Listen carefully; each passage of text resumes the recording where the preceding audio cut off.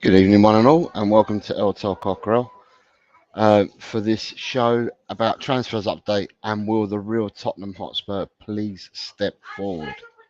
There's a bit of tongue in cheek why I say will the real Tottenham step forward, because there's a lot of news coming out today and yesterday and the day before, and what we've done so far in the window. So yeah, the reason why I say the real Tottenham please step forward is because we're actually doing bits and pieces, aren't we? And I will get into it in a moment, but let me say good evening to Adrian. Hello, Adrian. I hope you're well on this Sunday evening. Scott Colliver. Hello, Mr. Hotel Cockerel. Hi, and everyone else. Hi, Scott. Sorry, you posted this a bit earlier, Scott, so I don't know if you're still with us. But I will say good morning to you, Scott, because you're down in Oz. So it's a good morning for you, mate. Graham's here. Good evening, Graham. Nice to see you, mate. Hope you're well this Sunday evening. Yeah, a bit of wit there from Adrian. There will be 10 minutes of extra time. Alan says, hi, Jose. Hello, Alan. I hope you're well this early evening for you in America. This is like waiting for VAR, says Adrian. Brian Maguire says, we need to show we mean business. Audio Artisan says, evening, Jose and chat. And Scott's telling me that he's still here. I'm glad you're still here, Scott. So, what do I mean by the real Tottenham's turn up? Well, if we look, and I keep going back for numbers, I think that we had a squad of 25 plus the 6 players that we had out on loan, and the doggy this year becomes a fully fledged member of the squad. So basically, if I include everyone, that's 32. We lost Lloris and Dyer. Although they were loans, they were still on our books, and they were still part of the squad numbers. So we lost Lloris and Dyer. We've let go of Tanganga, and we let go of Sessegnon. And then we get the news that we're now offloading. It says that we're going to offload Tanguy Ndombele, that we're going to cut his contract because there's a break in the contract between both parties. I don't think we'll ever get to the bottom of what the break is, but with him going as well, when that gets formally announced, which we're hoping will be in the next few days, because they're saying by the end of this month, but I'm hoping it's in the next few days. And if that's the case and he's going, then it shows that where we've had a problem for the last, I said on the show earlier on today, I said we've had a problem for the last 5 or 6 years in getting rid of players from the club. And now we've got 5 people out of the club that we've long needed to get out. Obviously, we sold Davinson Sanchez last season as well, at the end of the transfer window last season. So, yeah, we've got players out of the club, and it's the right players that we're getting out of the club. Obviously, we can't get no money for them, which is a burden in itself. But we're making decisions. We're making decisions to steamroller ahead, get rid of the people on the big massive earners on the wage bill, which they were. So when you look at Lloris, I think someone was saying that between Lloris and Dyer, that was about 370 grand a week. Endon Bailey, another 200 grand. That's already that's 570 grand or whatever. And then if you look at whatever Tanganga was being paid, and Sessegnon, you're looking in excess of what? In excess of 600 to 700 grand. That's a lot of money to take off your wage bill each week. That's a hell of a lot of money to take off your wage bill each week. And then if you times that and multiply that by 52 weeks, that's a lot of money, a hell of a lot of money. So we're going in the right direction. So it's really good signs coming out of the club. There's still more to be done, but then also as well with the outgoings, we're getting a lot of news and a lot of traffic telling us that Betis are interested in the sell. So you've got the links with Højbjerg and Napoli, Atletico Madrid. You've got the links with Sevilla with Brian Hill. You've got the links of AC Milan with Emerson Royal. So that's another 4 players, right? Sure, even if you sold them 4 players that I've said there, you know, that's gonna whatever that brings in, but it's 4 more people out of the squad, so to speak. Wagwan, Mr. Jose. Hello, Donna Cullen. Um, so yeah, so things are moving in the right direction. The right noises are coming out, and that's good to hear that we've got the right noises coming out. And then you've got Daniel Coyes is saying big up, Daniel. So the right noises are coming out of the club. Lawrence, good evening, Lawrence, my friend. I hope you're well, sir. Good evening from Lexington, Kentucky, USA.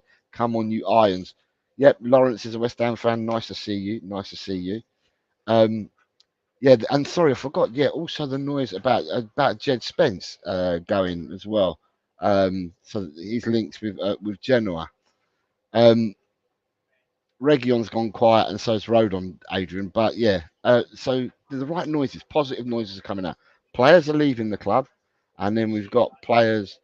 Um, yeah, players leaving the club. But now all of a sudden, it's the right noises for the right thing. Because I've been banging on this drum since December, saying that although we need players to come into the club, it's equally important to get rid of players. We're doing that part. So the revolving door is going out. We've got players going out of the revolving door. Now what we need to do is continue for that revolving door for the players to go out. But there's another revolving door which is players coming in. Now we've been linked with a few players and the links are ramping up. But we're going to get this every transfer window, so I don't want it's hysteria. But I'm looking at it and I'm concerned, and I am concerned because uh, the majority of the links are linking us with English players, which is not bad in itself. But then it tells me a kind of story. Unless I've got my numbers wrong, I think to myself, at the moment we have eight homegrown players in the first team squad. So without looking at your under 21s, we've got 8 homegrown players in your first team squad.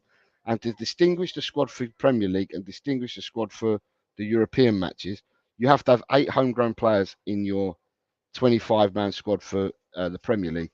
And you also have to have 8 in your European squad. However, 4 of those have to be academy trained. Now, looking at the players that we're linked with, or the first 3 that I'm going to talk about, they're all English players, right? And with that, it then tells me either we seem to think that some of our English players ain't good enough for us, and we're upgrading them, which is really good. It's a positive, but they're not going to be the academy trained players. Because if you look at your academy trained players, we've only got 4 at the moment in the first team, and 2 of those are goalkeepers. Um, so when we had the links with Edwards and we had the links with Carl Walker-Peters, it made sense because if you're going to get rid of, say, the goalkeeper, Whiteman, then that would be an upgrade on bringing one of them players in. But that's by the by. I think there's a lot of.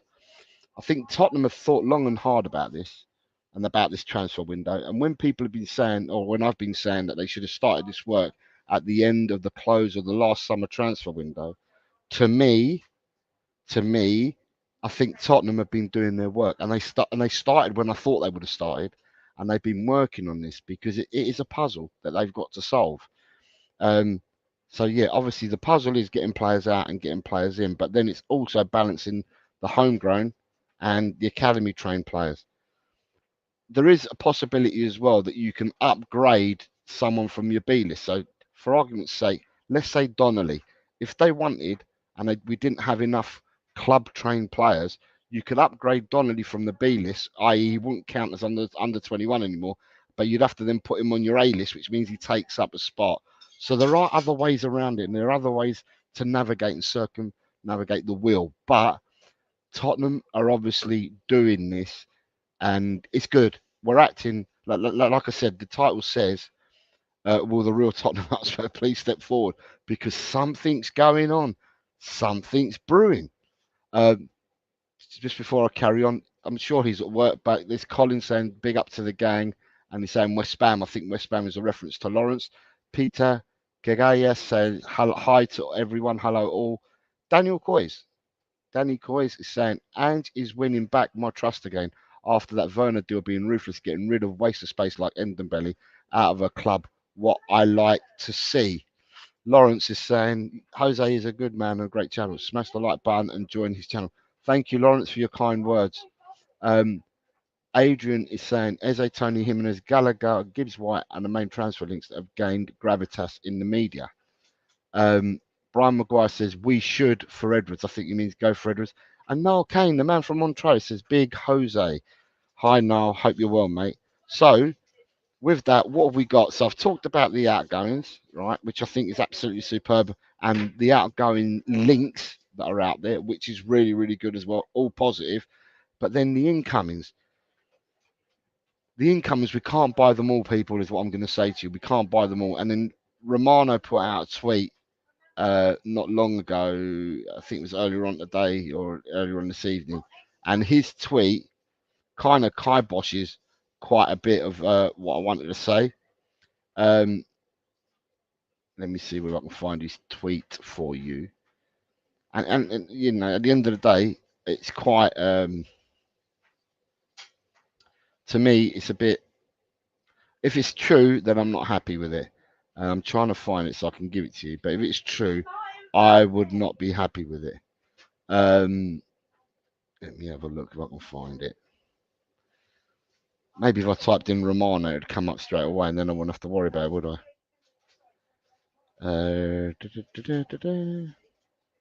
Right, let me just get it up now then.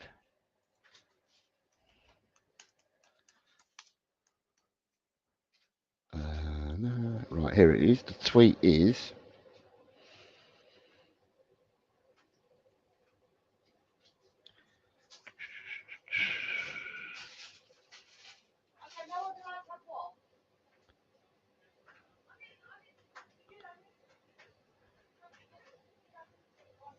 Right, it says Romano has said the idea for Tottenham Hotspur, from what I am hearing, is to add one more offensive player. Also, because there is concrete possibility to see maybe one player leave in that position. For example, Brian Hill. I think this summer he can go, he can try a new opportunity, I think, on a permanent transfer. That is what I'm told. And so they are considering several opportunities. Also because Alejo Veliz will return from Sevilla, but he will leave on loan again. Now, the concern that I've got with that tweet is we're only looking for one offensive player. Tottenham don't need one offensive player. They need more than one offensive player. So that tweet kind of concerns me. But I'm not going to go overboard with the tweet because I'm sure that the people in the back know what they're doing. That's what they get paid to do. And I'm sure they know what they're doing. But in saying that, at the moment, right, we're being linked with, and the players that we're being linked with are. So today, the traction has really, really ramped up on Eze. It's now saying that talks are advancing with Eze. Now, I was on the show earlier on today, and for me, Eze is the one big must out of all the names at the moment I'm seeing. And I've got 1, 2, 3, 4, 5, 6, 7, 8. There's 9 players that I've linked today, and Eze for me is a must. You must bring Eze in. Eze's got to come in at no cost. If they say that Eze's 60 million plus 8 million in add-ons, you don't haggle.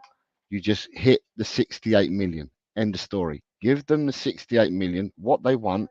Give them the asking price. Don't mess about with saying to them, can we pay you in installments of 2p a week and stuff.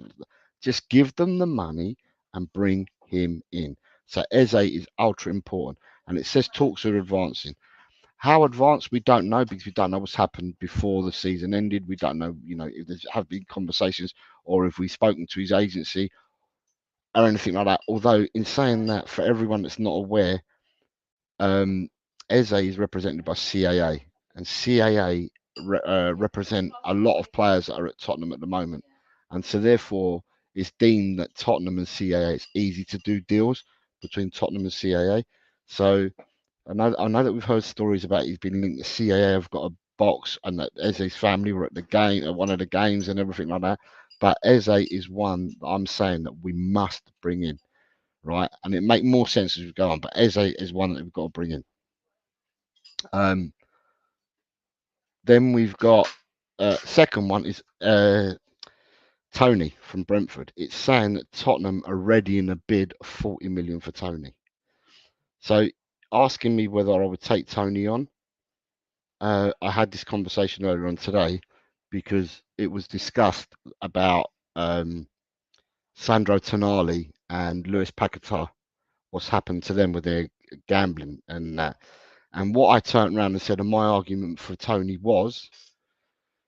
is that Sandro Tonali has been found guilty at the start, well, yeah, more or less at the start of this season. So he's done something in the previous season that's been caught up with him at the start of this season, been given a ban of I think he's got a year ban, but it's also saying that the Premier League, on top of UEFA, whoever gave him the ban, the Premier League have now going to give him an extra ban on top of that. Paquetá has just been charged, or is being charged with them 4 counts of receiving yellow cards in order to gain to winning gambling bets or being part syndicates or whatever, and that is for 4 games that apparently happened last season. He's only just been found out now. But with Tony, what I said earlier and what I'm going to say again now is that with Tony served the ban, and I can't remember what he did. I think he did 7 months. He got a ban for about 7 months, right? And Tony served a 7-month ban.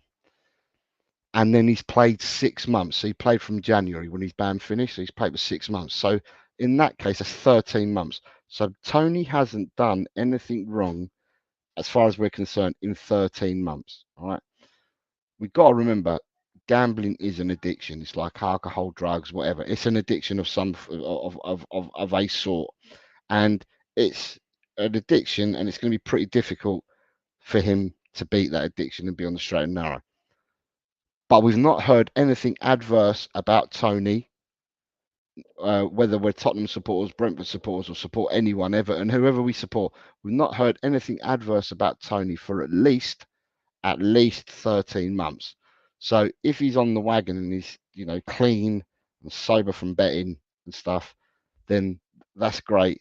And it depends whether Ange and the backroom staff, because what I believe is that our backroom staff and Ange are doing due diligence on every player. We're not going to fall in the trap like we did with Endon Bailey, where I don't know, he was signed on because he was the next best thing since sliced bread, signed on by us, and has not achieved nothing in 5 years.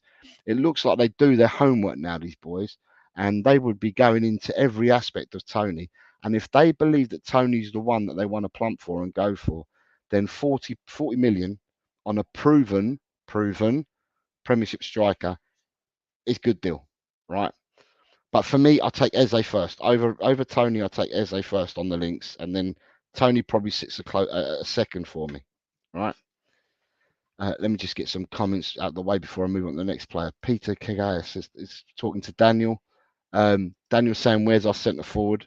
Peter's saying we need 5 offensive players. Ronnie, good evening, Ronnie. Says hello all. If we don't get a striker this summer, that's crazy. Totally agree with you, mate. Totally agree. Brian McGuire says, I even said we should have bought Eze when he was at QPR. Yeah, he was a good player at QPR as well, but Palace are the ones that took the plump on him. Daniel Quest says, Paquetá was proper bad. You want to know the lowest? He actually bet £7 and trying to purposely get yellow cards in my eyes. That's max fixing. Yeah, it is. And Dry Roasted Peanuts here saying, what's up, Jose? Good evening to you, Dry Roasted Peanut. So The third player today that was links with is Conor Gallagher. Now the Conor Gallagher ones won't go away. Earlier on, I was asked a question. So what I'm going to do, right? Because this is I was on the show earlier.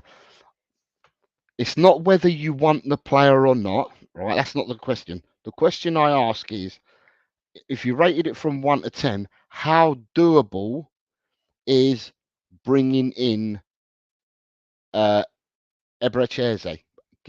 Tell me in the chat, out of 10, how doable is it? How realistic is Eberechieze, Tottenham, from Crystal Palace to Tottenham in this transfer window? If you had to rate it between 1 to 10, how doable is it? Give us your thoughts in the chat. Just a harmless Spud says, big up Jose and all the legends in the chat.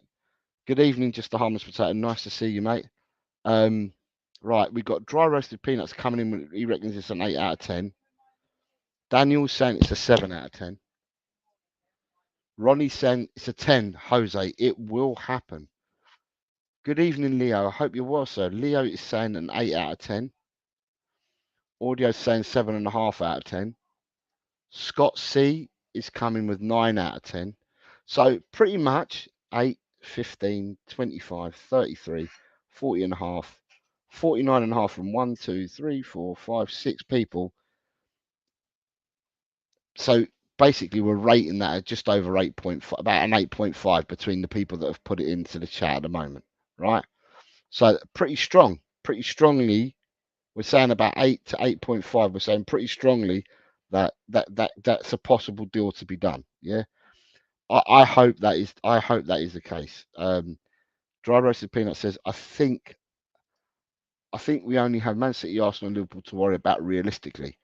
And Daniel Coy says, I can't trust Tottenham to pay the release clause though. The thing is, Daniel, you got to pay the release clause. If you don't pay the release clause, you're not getting him.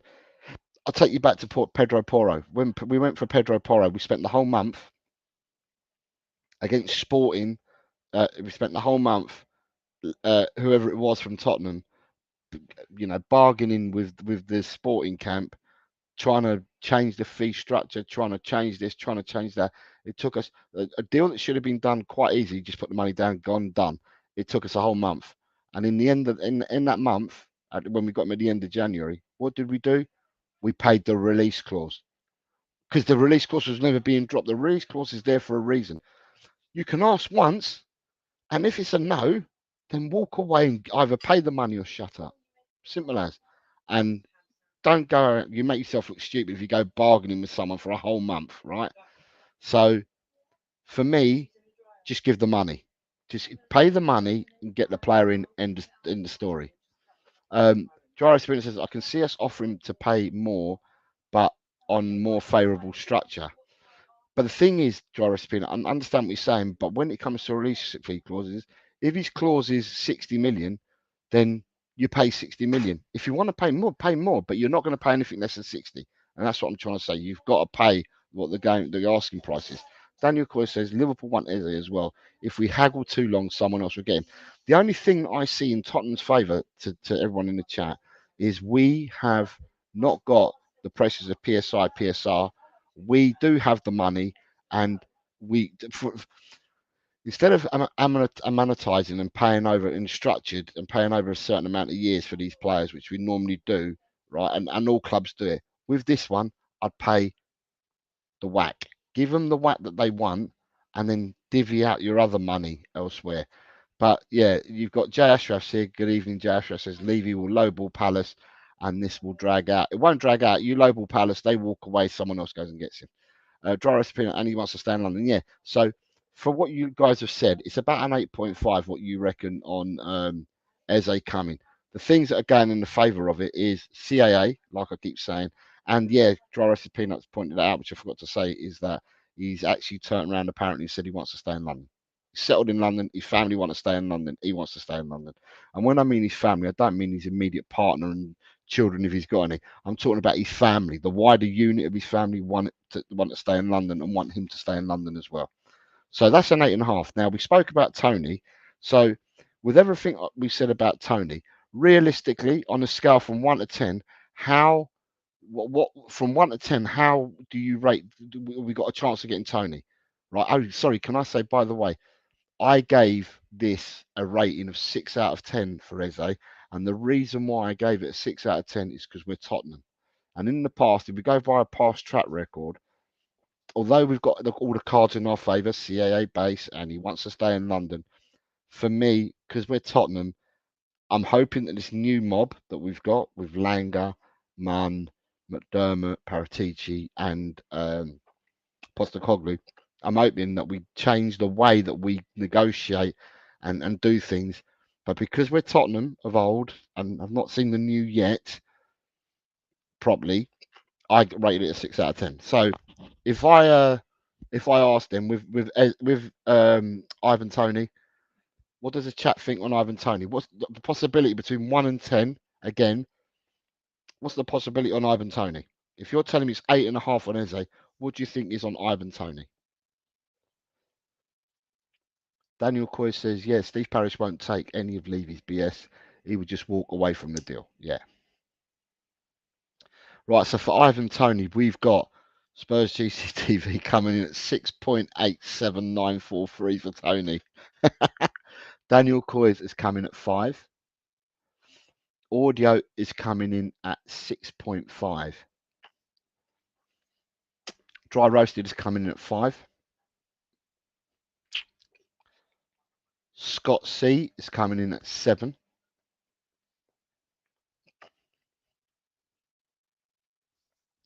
Any more for any more out there?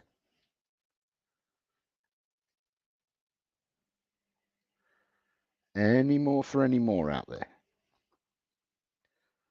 And then Dry Roasted Peanuts also added, it's a great signing because it forces Son and Madison to keep their performances high.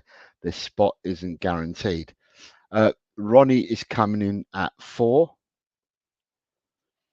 And Jay Ashraf says, I'm not convinced because of his age. Tammy Abraham is probably more realistic. The only thing I say, Tammy might be younger. And the only thing I say to that, Jay Ashraf, is Tammy Abraham proven in the Premiership. He had that season where Chelsea were embargoed, couldn't buy players, and Tammy had to play that season. Scored some goals, don't get me wrong, he did score some goals, but then, like they do with all the Chelsea players, the players that didn't want, and they sent them out on loan to different clubs, ended up selling them all. So you got him, Tomori, Mount, and players like that were all sold. But okay, so with me, what I said about Ivan Toney, I rated Ivan Toney as a 5 out of 10, and the only reason why I rated him as a 5 out of 10 was because of some of the baggies that he's had in the past, and because we're Tottenham, and therefore I didn't rate any higher than 5. It's really difficult to rate these because you don't know what's true and what's not. On Shitter, you're reading so many things, and there's so many links out there, and it happens every season. And we're not the only club, but it's just that we're interested in Tottenham Hotspur, so we're going to look at what we're the links that we've got and stuff like that, and the links out there for for these players that you get a different link and you get a different source saying something different about a link. So it's quite difficult to pinpoint, but that's him, right? So then if I go, he doesn't want Tammy Abraham either. That DC, look at that. He's saying, I'm not having Tammy Abraham. Sorry, so wasteful. Right. So third player, Gallagher. Gallagher from Chelsea. So with Gallagher from Chelsea, right? I'm going to go by what I said on the show earlier, on a show that I was on earlier. I was asked a question about Gallagher, and although Gallagher ain't going to be my first choice option, right? I understand why the Tottenham are, they're looking at English players and stuff. They're looking at Chelsea's predicament and Chelsea's plight, supposedly. And I looked at it, and the way that I measure this one up is, does Gallagher improve us if he comes to us? And in my opinion, this is my opinion, right? And in my opinion, yeah, he does improve Tottenham. If I look at our midfield and I look at last season, right, you've got Højbjerg and Skip. Was he better than Højbjerg and Skip last season? I think he was. Was he better than Sarr and Basuma last season? I think he was. Was he better than Bentancur last season? Yeah, he was. So when I look at it, and I think to myself, Chelsea were awful for most of the season. It's only in the last 2 months or so they really picked up steam. And it's interesting because before they picked up steam, for the whole of the season, Gallagher was their best player. All the way till the last 2 months, Gallagher was their best player, right? And he was playing in a three with Caicedo and with Enzo Fernandez. And they played with a three, and they never really gelled. The other two were awful, and Gallagher was pulling trees up. And, Chelsea would have got battered and murdered if it weren't for Gallagher, because the other two were awful, dog awful. Circumstance in the last couple of months dictated that Fernandez got injured, and as soon as Fernandez got injured, Chelsea had to change their system, and by changing their system, they brought in Madueke to play on one side, Modric on the other. Cole Palmer then had a free role, so they changed their lineup in the way that they played. But then Caicedo and Gallagher played as a two, right? And all right, Palmer in the last 2 months stormed it. But the second to Palmer in the last 2 months was Gallagher. But then for the rest of the season, it'd been Gallagher who'd been pulling up trees and holding Chelsea together. Now, I will turn around and say that Gallagher, and also what I turn around and say, Gallagher presses high for you.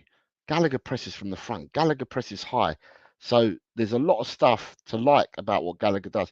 Is he the most silky, most elegant player? No, he's not. But your silky and elegant is Maddison. Your silky and elegant is Eze. Your silky and elegant can be someone who I'm going to talk about in a minute, Morgan Gibbs White. They can be your silky and your elegant, but your breadwinner in the team and stuff like that, and you need them in your team as well, can be Gallagher. So therefore, for me, I'm not going to hate on Gallagher because I think Gallagher could offer something to Tottenham Hotspur. Does it mean I want him? Not necessarily, but when I'm asked the question, I think to myself, okay, the deal's got to be right. So Chelsea need to sell. Now, whether it's Gallagher, whether it's Broja, whether it's Chalobah, there's all these names coming out of the players that they're willing to let go to put them on the right side of PSR. Doesn't matter what player goes, but if Gallagher's one of them, I think that for 60 million, I think there's much, much better out there, and I wouldn't touch Gallagher for 60 million. Now, one thing I will say is players are players. Forget about their price tags, right? Forget about their price tags. Players are players. So whether you pay 40 or 60 for a player, the player's still the same player. Yeah. All we're talking about is we're now talking about monetary values, but the player is still the same player. So James Maddison, when we bought Maddison, we got him for 40. Whether we got Maddison in for 40 or whether we pushed the boat out and we ended up paying 60 for him, Maddison would have still been the same player. They're not going to turn around and get any better or any worse because you're paying 40 or 60 million for him. So on a monetary side of it, I wouldn't be putting 60 million pound down to Gallagher. I also wouldn't be putting 50 million down to Gallagher. The most I would go and put down for Gallagher is 40 million. Right. So if a deal can be struck, and Chelsea really do need to sell him, and you can strike a deal around the 40 because we like dealing at 40s. If we could do a deal for no more than 40 million, then I'd be interested in going for Gallagher. Otherwise, I don't think it's worth us going for it at all. And that's my opinion. All right. Now, Daniel is saying Gallagher, I think, right, sorry, let me just go back. So you've got Ronnie says, I don't think Tony fits attitude. Scott C is also saying, Scott C is saying, so Scott C is saying, I have doubts about Tony and the attitude, but if Ange wants him, then that's good enough for me. Graham saying, Gallagher, I think, is a 6 and 2 3s. Daniel Coy says, I said it before, the system Gallagher does not improve. I said before, the system Gallagher does improve us. He automatically becomes our best pressers of the ball and recoveries, and as he's one of the best in the league. And that's correct. You're quite right. You from what you see, Daniel, is what I see. So we concur, we agree. What you're saying there is what I see as well. Yeah. Peter Kahaya says it will be interesting here We are talking about all these players and the possibilities and has other players in mind. Correct, Peter. I said this earlier on as well. Last season, I mean, I'll talk about the players and I will continue to talk about the players. But Peter, I'm going to come and address your point to say last year we were told, oh, sorry, we were linked with certain players and certain players got a lot of traction, right? A lot of traction. And where they got a lot of traction, we believed a lot of the hype was being said. So someone like David Raya last season, he was the in buzz person that we were apparently going for, blah blah blah. And then all of a sudden, when we said that we weren't going for him, so all the ITKs and everyone was wrong. We weren't actually going for him, and we signed Vicario. Everyone was like, "Oh, Levy's gone for the cheaper option." Blah blah blah blah. Look how that's turned out. So, Peter, that could well be. It could be a world of red herring that we're talking about all these players and all these links that are being put out there. But the only reason why I'm speaking about it is they're pretty hot at the moment, these links. But it could well be that the team are working on other people, and this is just a distraction. That could well be the case. I'm not disputing it. I've just seen your comment down the bottom, so I'm going to quickly jump for a second. Jose, mate, I've got to hit the sack. Take care, and everyone, please smash the likes. Graham, good night, mate. Sleep well. Have a good rest, mate. Get up Monday morning, start of another week, and let's get on with another week. Dry roasted peanut. Would you be playing him ahead of Bentancur? I'll come to that as well. I'll answer that. Bentancur at his best is better than Gallagher, but he was not at his best last season from Scott C, obviously due to injury. Hello, Jesse from Jesse Talks Football. Good evening, Jose. I didn't watch. I went and said hello when you started the show off. I don't even know what the Slovakia Wales result was in the end, but I hope it's a good game. Jay Ashraf, I'll go back to that. To your because I'm not asked to score you. Said it all season. I'm adamant this team needs a midfielder who's good at recovering the ball for the system to really start clicking. Right, dry roasted peanut, Scott Colliver. If you watch enough of me, you know that I salivate and I drool over Bentancur. And for me, last season, every time that he played for us last season, I said the same thing over and over again. It's a blessing mentally for his mental health, right? For Bentancur's mental health, because Bentancur was out for a long time with a really, really, really, really serious injury, you know, and he was out for a hell of a long time. And for him, I said all season last season, he is never going to be at his best, but any minutes he gets will be a bonus for his mentality, for his state of mind, coming back from such a ruthless injury. But then he came back, and for that half an hour, the best midfield we've looked all season was against Aston Villa when it was him and Lo Celso, and they mugged the whole of the Aston Villa team for the first half an hour. Obviously, he went off for that injury from Matty Cash, and then the rest of it, it means it put him back even further with another injury setback. And then when he came back again, I was just, grateful that he's going to get minutes. And as I said, for his mentality, for his mental state and his mental health and well-being, it was good for him to get back, be amongst the lads, be amongst it, be playing football and that. No, he was nowhere near his best, but for his mental health and for his fitness, because he's got to trust his body again. So every minute that he got, and every time that he trained, trained on the grass as well at Hotspur Way, was towards his recovery to what we're going to see next season. I'm hoping that, with a pre-season under his belt as well, a proper pre-season, because he didn't have one last summer, with a proper pre-season under his belt, him with his state of mind better, him also trusting his body, I'm hoping to see a Bentancur a la the Bentancur that we had before the season, the season before last. That's what I want, because press resistant, of course he was press resistant.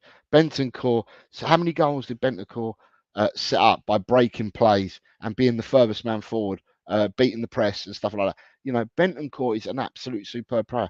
Bentancur needs players of his ability, because his head, he thinks 3 or 4 steps before anyone else. And if you get 3 players with the same mental ability as well as footballing ability, but the same mental ability and the same thought process that Bentancur's got, you won't go far wrong. So for me, Bentancur, you obviously don't watch me enough. You need to hit the notification bell, because I am, and I love Bentancur. Always have done. Always will do. So you need to watch a bit more of me. You know this because I always salivate over Bentancur. Um, yeah, smash the likes up, people. What Jesse's saying, that'd be good if people could smash the likes for the show. You've got Peter saying, lads, and just certain players in mind, but most importantly, players with the right temperament. Correct. Side Dancer, evening, everyone. Good evening, Side Dancer. I hope you're well, sir. Nice to see you. Bentancur gets disrespected, not by me, Dry Roasted Peanut, and not by a lot of people that I speak to, and not by many people that are in this chat and in this community. Peter Kagaya says Bentancur oozes class. Jose, he went mental kicking that chair. Yeah, I know. Um, Daniel is saying big up to Jess. So, right, with the Gallagher, right, and what I've said, right, on a potential deal happening between, on a potential deal for Gallagher, realistically, between 1 and 10, what would you rate that as a deal? As a deal that could happen? Like we did with the other two, what do you rate this one? So forget about forget about where he plays, who he plays for, or anything like that. Just look at all the facts that are in front of us and that we've spoken about, type of thing. What do you think from 1 to 10 on a possible deal for Conor Gallagher?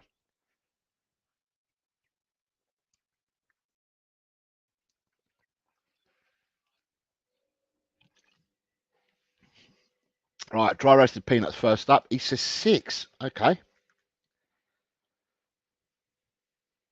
So dry roasted peanuts going in with a 6. If anyone, well, there are people watching on X.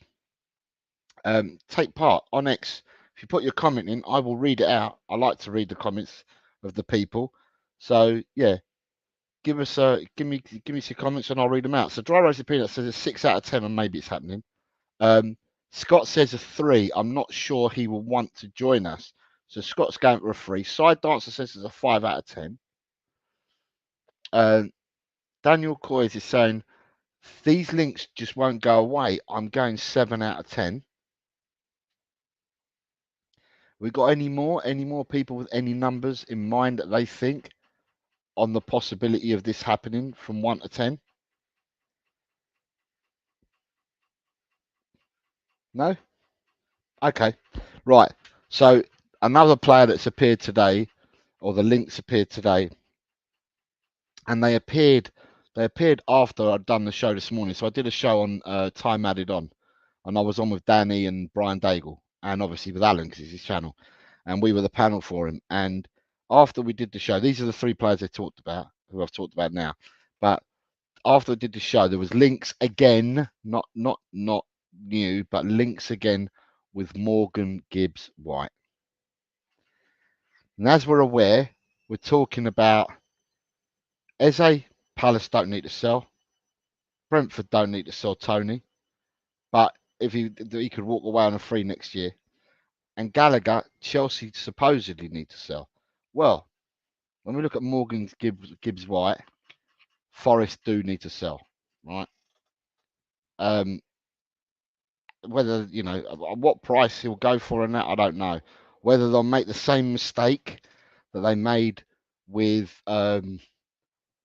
Brendan Johnson, and I'm talking about mistake from Forest here. Whether they'll make the same mistake again and they'll try and plead innocence where they've sold a player after the 30th of June. Forest need to sell before the 30th of June, right? And there's a lot of good evening to James Love Spurs. Nice to see you, mate. It says big up. Right. As people have started talking about Morgan Gibbs White again. So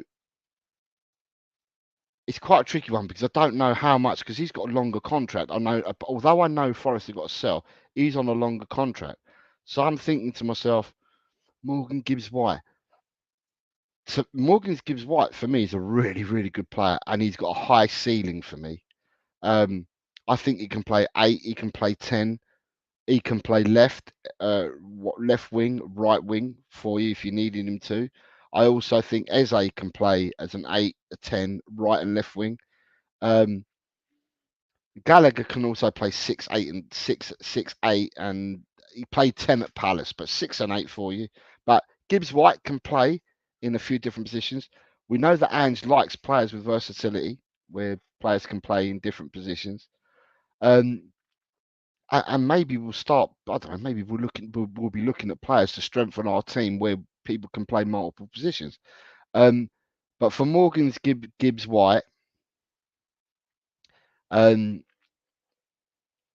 if you were to rate this out of between 1 to 10 again as a possible deal for Tottenham, right? 1 being there's no chance of the deal happening at all, and 10, yeah, it's an absolute signing that Tottenham can make easily, and he's going to walk through our door.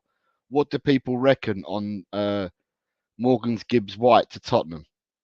Dry Roasted Peanut says, I don't think Morgan's Gibbs White takes us to the next level. Scott C says, if we get Eze and Gallagher, then our midfield would seem to be Basuma, Bentancur, Gallagher, Sarr, Bergvall, and Madison. Kulusevski could play there as well. Eze. Forgetting Eze Scott, I want Eze there as well. Daniel C says, I'll be real, I think Morgan's Gibbs White is overrated. Dry Roasted Peanut says, give me Murillo instead from Forest. Murillo's a centre back, I think, isn't he? Dry Roasted Peanut. I think he's a centre back. And James Love Spurs says, I'd rather have Eze than Gibbs White. We've spoken about Eze already, but what I'm saying is if there was a deal to be done between 1 and 10, as I said, 1, absolutely no deal was going to happen whatsoever, or a 10, Tottenham can get him through the door, right? What are you rating this out of 10? In the sense of you're not rating the player, you're rating the deal. Can the deal happen, right?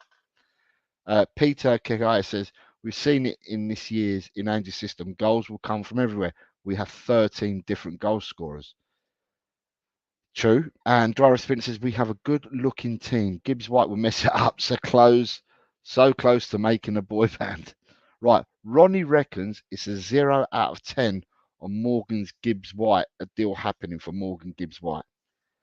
Oh, 0 out of 10. We've gone from one end to the other. A 0 out of 10 is what we've got coming in from Ronnie. Anyone else got any opinions on scoring this out of 10? No more scoring. Right.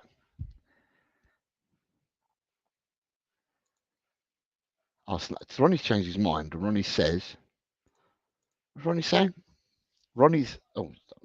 I'm saying what Ronnie's saying. I'm going to the wrong page. Right. So Ronnie says, sorry, 10 out of 10 on Morgan's right. If you want him, but please no. So you're saying that Tottenham can sign this player and this player can walk through our door. Okay. But with the average on Eze was about 8.5 on Eze coming through the door. On Tony, it was 6, 7. And on Gallagher, it was about a 5 out of 10. But on this one, you're at a 10 out of 10 for you, Ronnie. Scott C is saying 5 out of 10. Dry Roasted Peanut saying 3. Jay Ashra says it's a 2 out of 10. It's a red herring. Real target will be Hudson-Odoi. Someone said on a chat, right? 2 days ago it was, said on a chat that Hudson-Odoi, their representative, has spoken to Tottenham and apparently it all went really well. But this was someone in the chat that said it. I've seen nothing on Shitter. I've not seen nothing on any other socials to link us to Hudson-Odoi and any chats or anything like that. So it was just someone in somebody's chat a couple of days ago that said it. Peter says, but having said that, we do need a good centre forward. And you've got Paul G saying, evening, Jose, and all in the chat. Good evening, Paul. I hope you're well. I hope you're well. We're just looking at some transfers.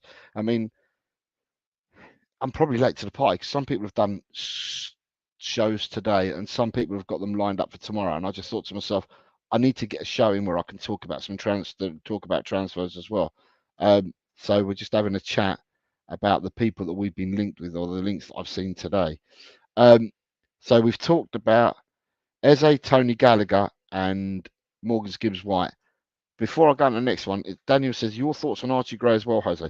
Looks like we generally are going to go for him this summer. Right.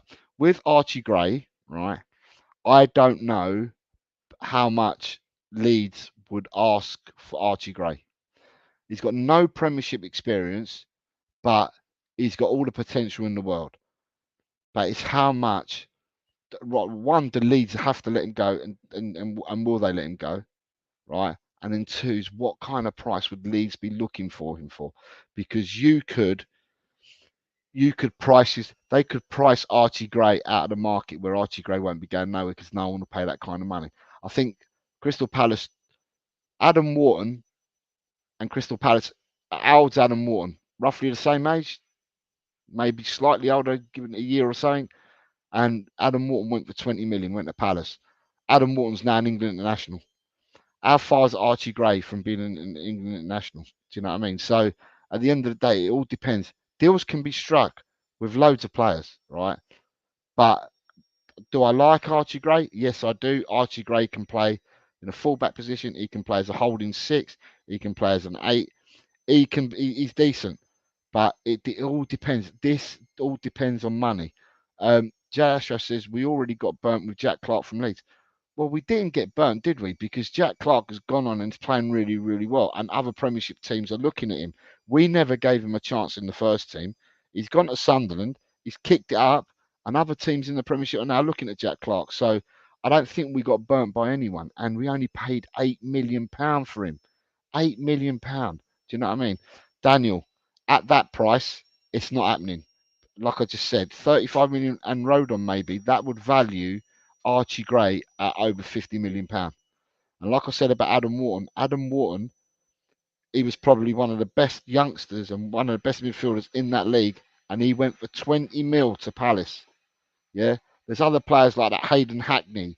There's other players in the Championship that will be looked at by so many Premiership clubs, but it has to be the right kind of money. And I don't see Tottenham shelling out 35 million for, and I'm going to say 35 million because you're including Road on there, but 35 million for Archie Gray. I don't think there's a deal to be done there.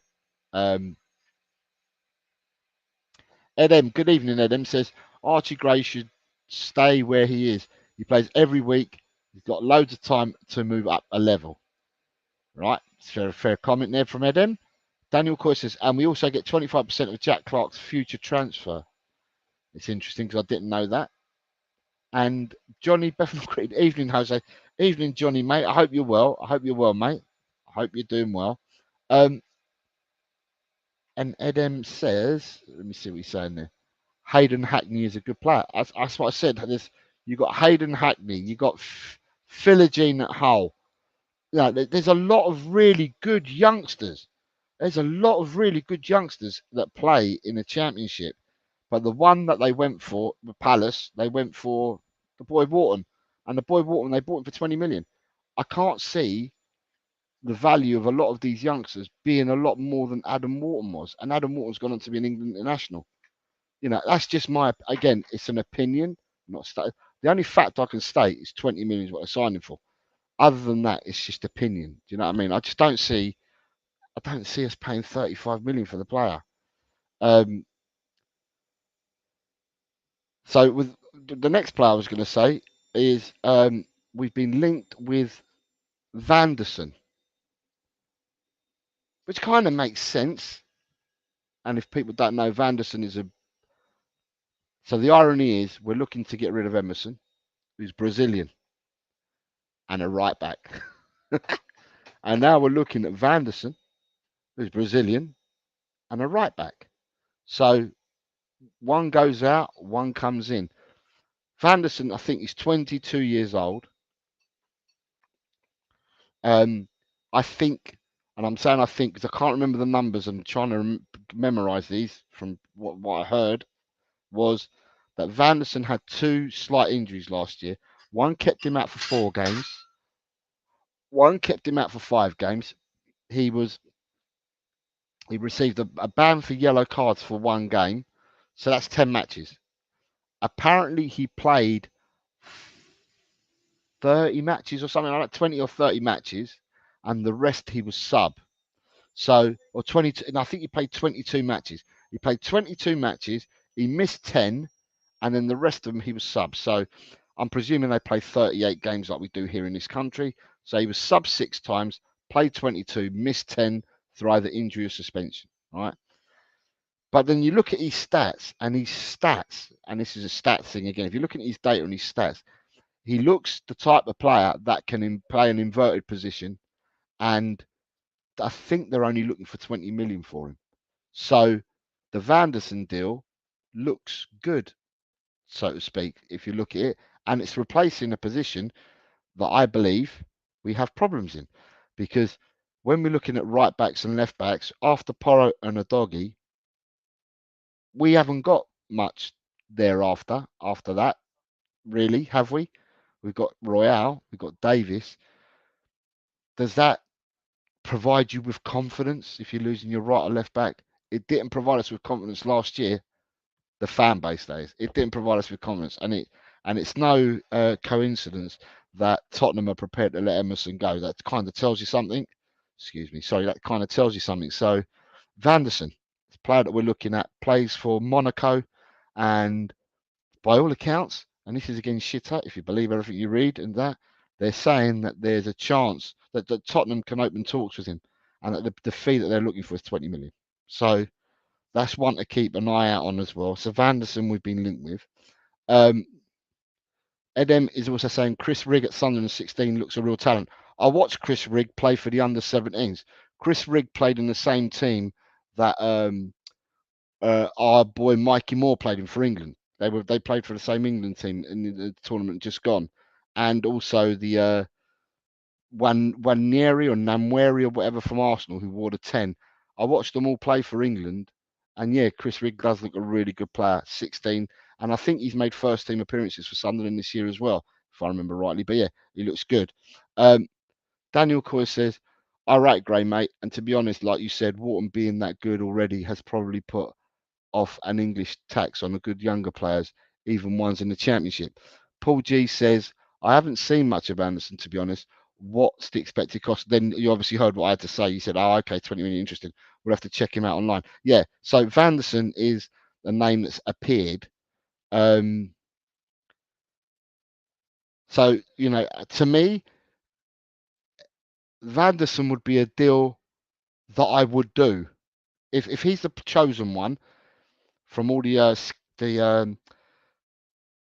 from all the data analytics that they've got for all the positions, if he's the player that they then plump for that right position or the right back position, inverted right back position, and he's the player they plump for at 20 million, 5 down payments of 4 million a year, nothing to be sniffed at. You take a chance on the player, wouldn't you? If you only had to pay 4 million, if it's 20 million, but you amortized it 4 million over 5 years, then at the end of the day, I think it's a deal that could be done, and it solves a problem that we've got. I'm all about bringing new players in and that, but I want to bring players that solve problems for us. And problems we've got, for me, we still have problems at right back and at left back, whereby we need people to challenge. Porras of dynamite players had a dynamite season, but he needs challenging. If we want him to step up and go further, he needs challenging.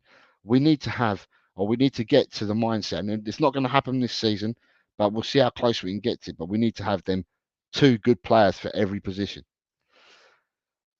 Daniel saying to me, "Jose, mate, have you ever seen in your lifetime England be so unprepared for a major tournament, mate?" I can't remember one.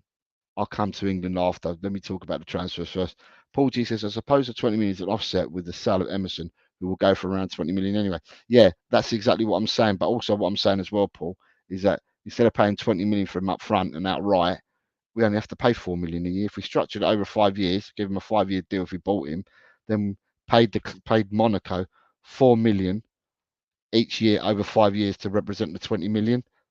It's a no-brainer because it just means that only 4 million is coming off your books this year, and it means that you can save the rest of the money somewhere else, so to speak. So to me, and as I said, but for me, the biggest issue is it solves a problem that we've got for me at right back, and I think we've got a problem at left back as well, amongst other areas of the picture. I mean, we're looking for a centre forward, we need another midfielder, we're looking for a left winger, but for me, it, last season when I saw the problems that we had defensively when we lost after the Chelsea game very early in the season, after I saw the problems that we had there, I wouldn't like to run into these problems again. So I'm hoping that something can be done about it. Scott C says, as long as Vanderson fits the system, I say go for him. Daniel says, I've never heard of this Vanderson. Is he Brazilian? Yes, Vanderson is Brazilian. He's 22 years of age. Paul G says, yeah, makes perfect sense. So structure over a 5-year period is a no-brainer. And that's exactly what my thoughts are, Paul, behind this. If we can do that and do it over 5 years, to me, yeah, simple. You get it done. Providing he's one of the players that your data's led to him and you have done your due diligence and he's the player that you want and that you plump for at that price, get it done. You're not going to get much better here in England for 20. Are you going to get anyone for 20 million to play right back for you? Don't know. I doubt it. Right. The next two players are outgoing. So one of them is Royale. So the news on Royale is that supposedly, if you believe Shitter, AC Milan really, really, really want the player, but really do want the player. And all it is, the stumbling block's going to be the cost. How much it's going to cost to take him over to Milan. It probably suits Italy, to be honest. Just doesn't suit the way that we play. But he may well suit Italy. We've had players leave our club and go and end up playing in Italy, whether they've gone directly to Italy or ended up in Italy. We've seen some of our players go there and do really, really well. I mean, I remember Kevin Prince Boateng. He weren't ripping up trees when he was at Tottenham. Yet he found a path to play for Barcelona's and then ended up playing for AC Milan's and looked really good when he played for them. So, at the end of the day, never say never. He looks like he can do a job out in Italy, then let him go. So yeah, it's positive with Royale. There's lots of links, which is positive. You'd rather have links than nothing at all. So I think last season, I'm going to look at Ndombele. Last season with Ndombele, and was absolutely no links whatsoever with Ndombele until the window closed and Galatasaray took him on loan. And the reason for that is because their their transfer windows open 2 to 3 weeks later than our transfer window, hence why they then went in for him as a late deal. And by the time they've gone in for him, Tottenham couldn't say nothing other than no. They probably had to bend backwards on the deal, and Galatasaray probably had all the eggs in their basket because we've gone past the end of our window. So, they offered, and whatever they offered, we had to let him go for. So it's either that or you pick up the wages of a player that's never going to play with you. So it's good that people are linking us and there's strong links out there. It only bodes well. And, it just means that we may not get the premium amounts that we spent for these players when we first brought them in, but we'll get some money back and we'll get them off the books, more importantly. And it gives us a chance to reinvest and bring other players in. He'll know then after the last two Brazilian players that we signed who played for us at left back or right back in Gilberto and Emerson. Paul G says AC Milan want it for 15 million euros. We've apparently said we want 20, 25. Paul, I think this is one, in all honesty, a deal's there to be made, mate. I think they've been speaking to each other. I don't think Emerson, it's a problem with Emerson going there. I think Emerson wants the deal to happen. I don't think there will be a problem with salaries because we've not heard that there's a problem. I think the only sticking point at the moment is the actual structure and the amount for the deal. But everyone, according to the reports, believes that there is a deal there to be done and it will happen. Whoever bends will bend. Whether they meet halfway, I don't know, but something will happen and he's got a great chance of getting it. But what I'm saying is that it's good that our players are actually being linked with clubs this year, as opposed to the last 4 or 5 years where some of our players weren't being linked with nobody and we suffered because for the last 5 or 6 years, we've not managed to get players out of the club. So, and it's alarming that we've not been able to do it. But now it looks like we're on the right side of being on the right side of doing it. So Daniel says we're not exactly good. We haven't exactly got a track record in signing Brazilians. Jay Ashraf says to me, Jose, would you prefer to splash the cash on Archie Gray rather than Gallagher for the number 6 role? Archie Gray is a good player, right? Is Archie Gray Premiership standard in the sixth role? I don't know because he's not played Premiership. Gallagher has. I'm not saying that Gallagher is the perfect fit to play sixth role because I never said about playing. I said he can play there, but for me, Gallagher's an eight, an eight all day long. Archie Gray's a really good player, but again, I'll say, is Archie Gray worth the money that Adam Wharton was?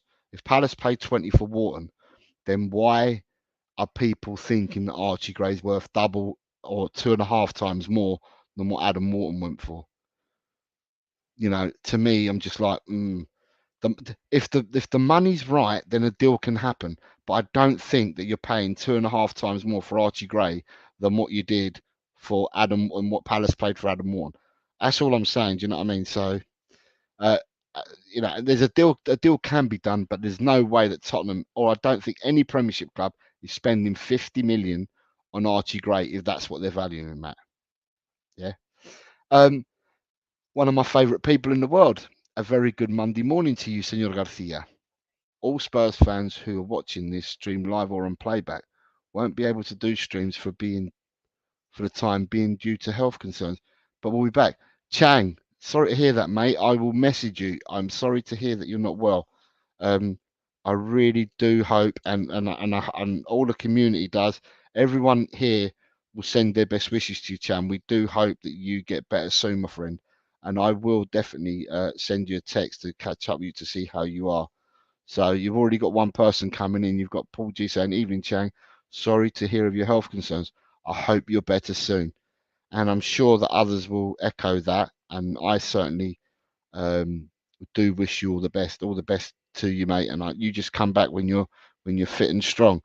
You've got just a harmless potato saying, "Get well soon, Chang."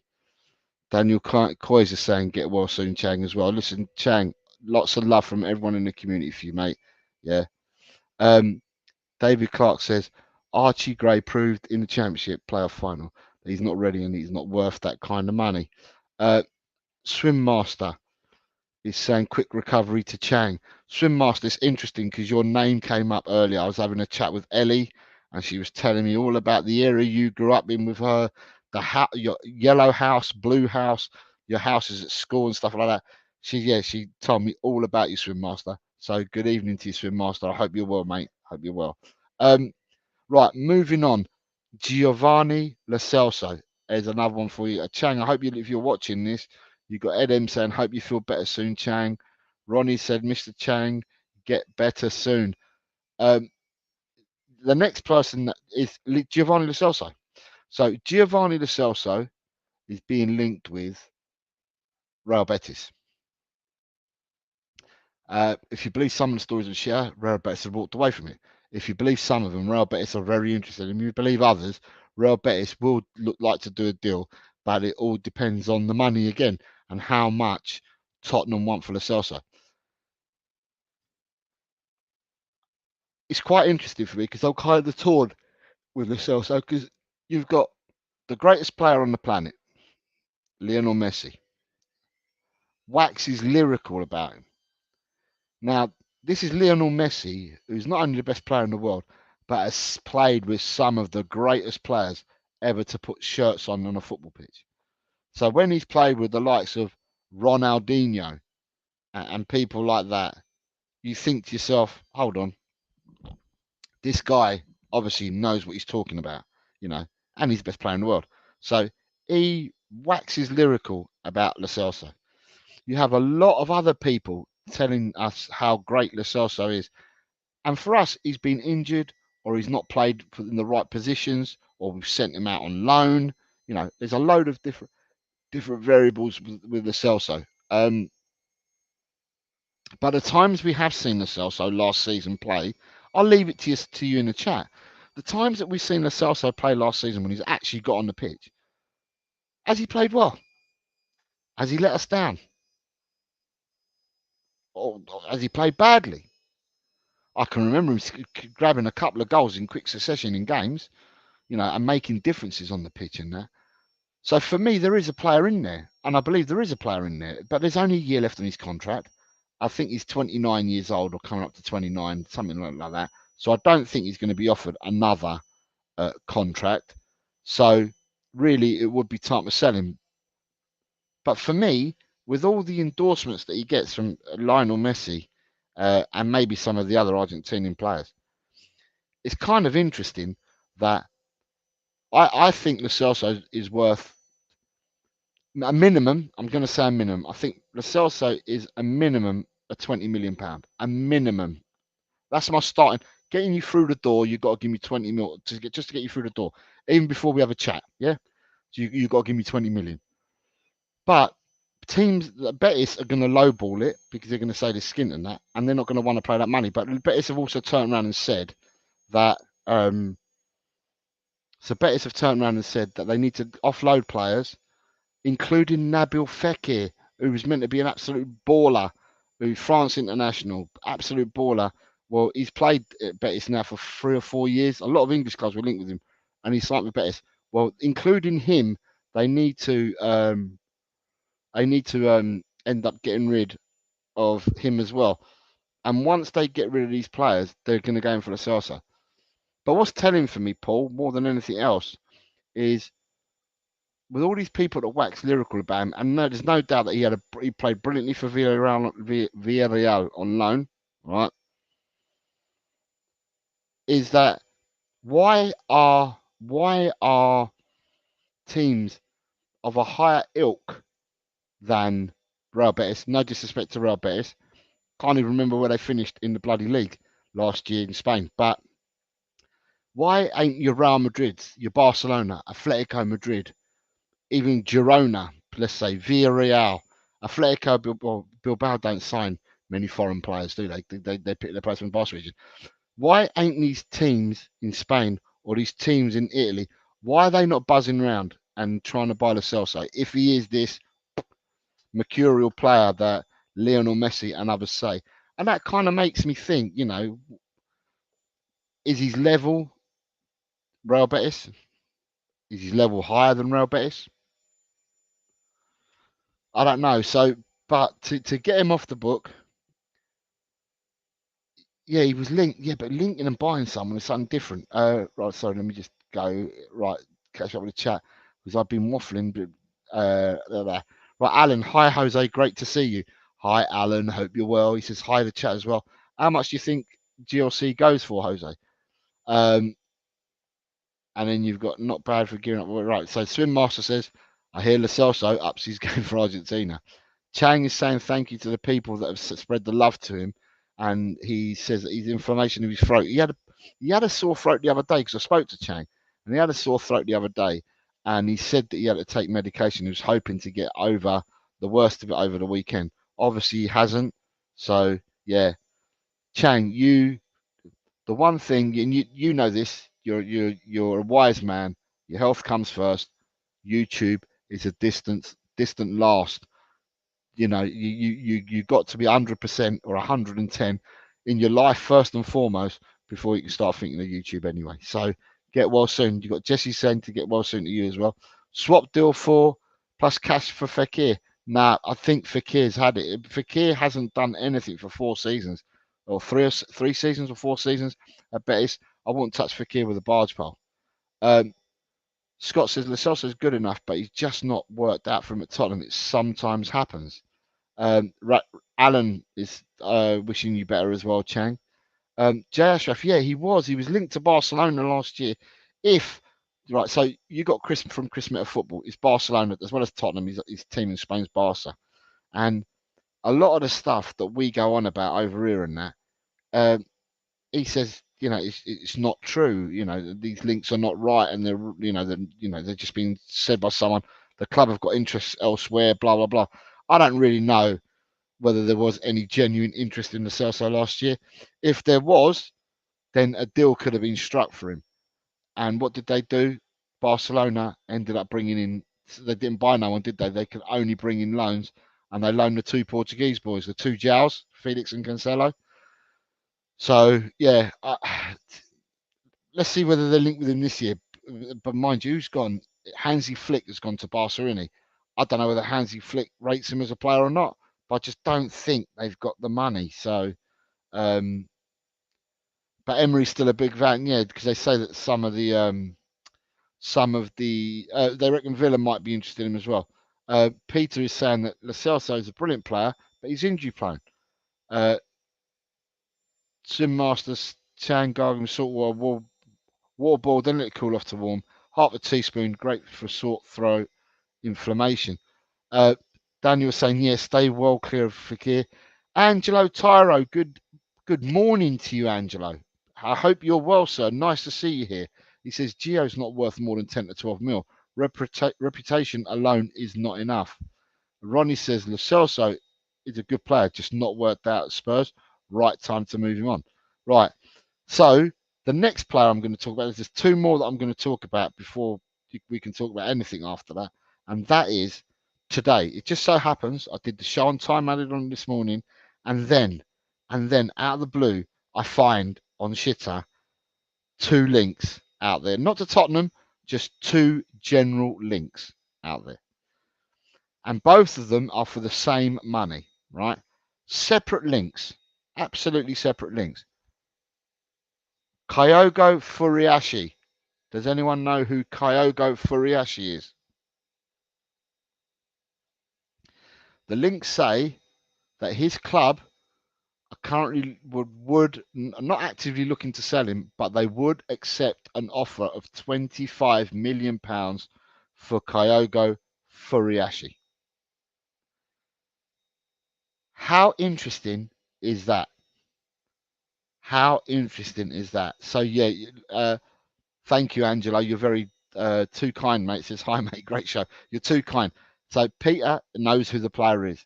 Ed M is saying Celtic. Daniel Coyes is saying Celtic player. Paul G says, of course. Scott Colliver says Japan striker at Celtic. Rak Dosmans Allen says from Celtic. Ronnie said, yes, he's a great player. Peter says he's too old. And Paul G's asking how old he is. I don't know his age, but it's interesting that today shows are being done today about transfers and tomorrow, and all of a sudden these players are coming out. It wasn't any links to Tottenham, right? I'm going to make this straight. It wasn't a link to any club at all. It just said that Celtic would not block his way if an offer of 25 million came in. They're not actively looking to sell him, but they wouldn't block it if a player came in. If someone came in for 25 mil for him. So that's interesting because Kyogo Furiashi was the player, or the sacrificial lamb as people call it, playing in the AND system at Celtic. And everyone was saying last summer, or not everyone, but there was quite a lot in the fan base that were saying, we need to go out for the Kyogo. We need to go out for Kyogo. Well, it appears now that Kyogo is available if someone pays 25 million for him. So I'm just saying, it's just a link that I saw today after I did show earlier on the other channel, that I saw that it's out there on Shitter that he's available if people pay 25 million. It's good afternoon to you, Scott, I believe still. So I'm going to say good afternoon to you, Scott. I hope you're well, sir. Says not interested at all. He has found his level and he isn't Premier League. Jay Ashraf says Asian player we should be targeting is Kobo. I think you might mean Kubo. Peter Kagayas, one thing about him, he can smell a goal a mile away.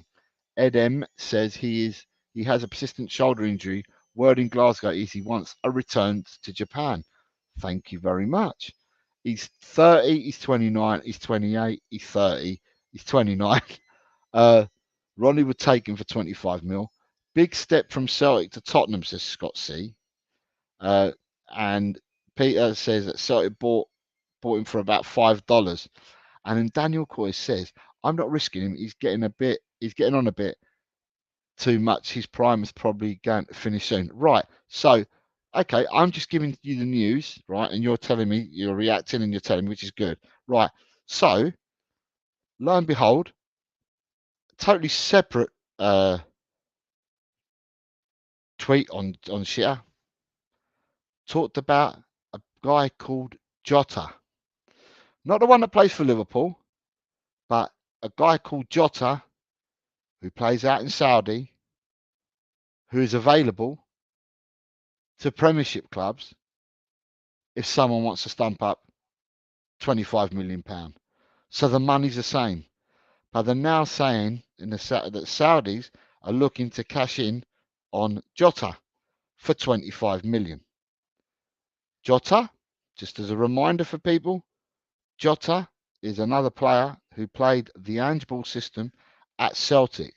The difference, if you're going to tell me now, the difference is that Kyogo scored a lot more goals than Jota, but then Jota got a lot more assists than Kyogo. Kyogo's 29 years of age. I think Jota's 25. So he's a lot younger. But it's interesting that all of a sudden Jota's available now. Yeah, he's a right. Yeah, he plays out on the right, Alan. Yeah, or he did for Celtic. So it's just it's just amazing that all of a sudden it's frenzy. It's frenzy season, isn't it? It's transfers. It's frenzy season. Peter says it's amazing how players' values rises after a few good seasons. And yeah, Alan, you said right winger. Yeah, he played on the right for Celtic. And JS says, hell no, he's too slow. Get Neto. Get Neto from Saudi.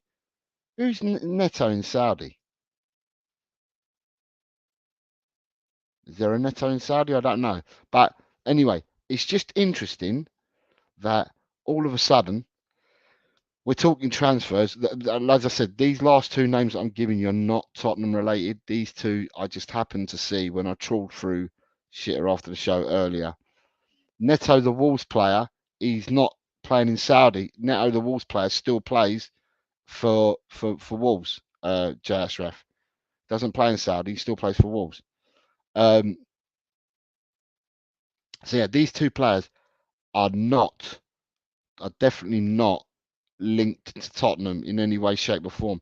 I'm just saying that I saw them, saw tweets earlier saying that, and they were separate tweets from two different sources saying that they were looking to, if they, so the Saudis were selling for 25 million basically. But then it also said the Kyogo news was also that Celtic would not, they're not, wanting to get rid, but they would accept 25 million. Right. And as we go, here it is 4 minutes ago, right? And this has come in, it's coming from Kicker via Last Word on Spurs, and it was posted 4 minutes ago. It says, Justin, Tottenham Hotspur have an eye on Hiroki Ito's availability ahead of the upcoming transfer window. The 25-year-old, who can also play left back, helped Stuttgart to a shock second place in the Bundesliga finish. Ito has 17 caps, and his release clause is believed to be between 21.5 and 25 million pounds. What do people think about that then? Hiroki Ito. Now, his name was mentioned late last week, but this has just been posted 4 minutes ago. So Tottenham have an eye on Hiroki Ito. As I said, it's open season. Open season. Angelo has watched him play. Angelo says Jota plays right and left and is full of flair. Scott C says Ito is very good option. Rakdos Madness says he's good business. So Ito, what do people? Anyone else got any opinions on Ito? As I said, it's 5 minutes ago. So obviously because it's live, this shitter, it's now gone up to 5 minutes ago. It's posted. So it's from 4 minutes when I first said it, it's now gone up to five minutes. So yeah, so Ito. What else we got? We got anything else that's on there? Because they're the only names that I had up until now, because they're the ones that I saw that were concrete earlier.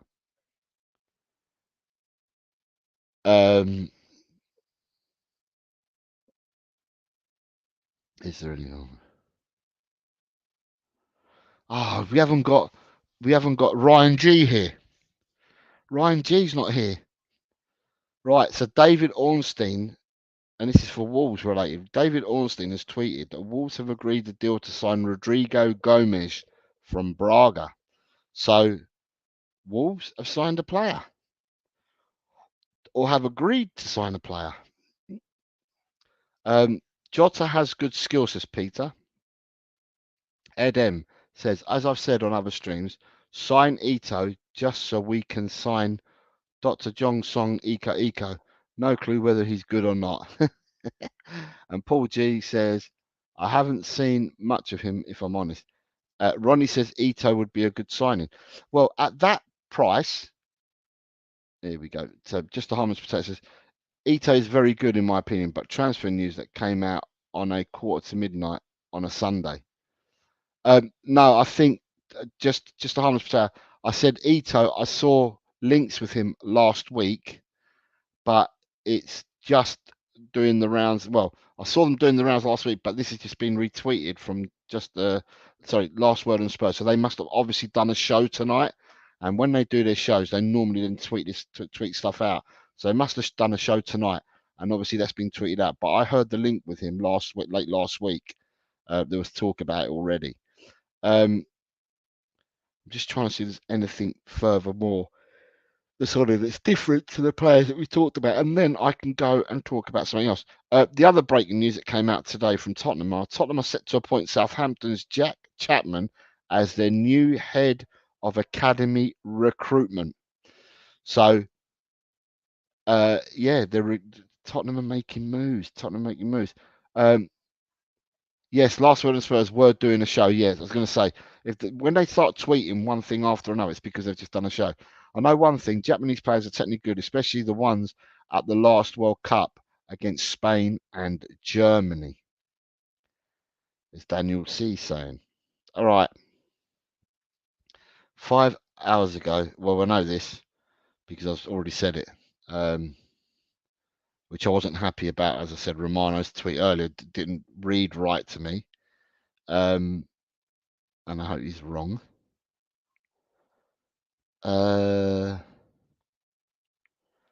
It's interesting because I'm just reading some Newcastle news at the moment, and it's really interesting because the Mirror are saying that Leicester City are preparing a 15 million bid for Sean Longstaff this summer. And I'm just like, and Sean Longstaff, people don't know, plays for Newcastle. 15 million from Leicester. Leicester, who apparently, supposedly, what everyone's saying is they're going to start with an absolute truckload of minus points because of PSR, yet they think they're able to spend 15 million on Sean Longstaff. Okay, fair enough. As I said, you don't know what to believe and what not to believe. And tomorrow, obviously, we know that Manchester City taking the Premier League to court. That court case starts tomorrow. I think it's due to last for 2 weeks. But yeah, it starts tomorrow. Swim Master, I've just starred. I haven't read it, but I've just starred your question because I've seen you put one in.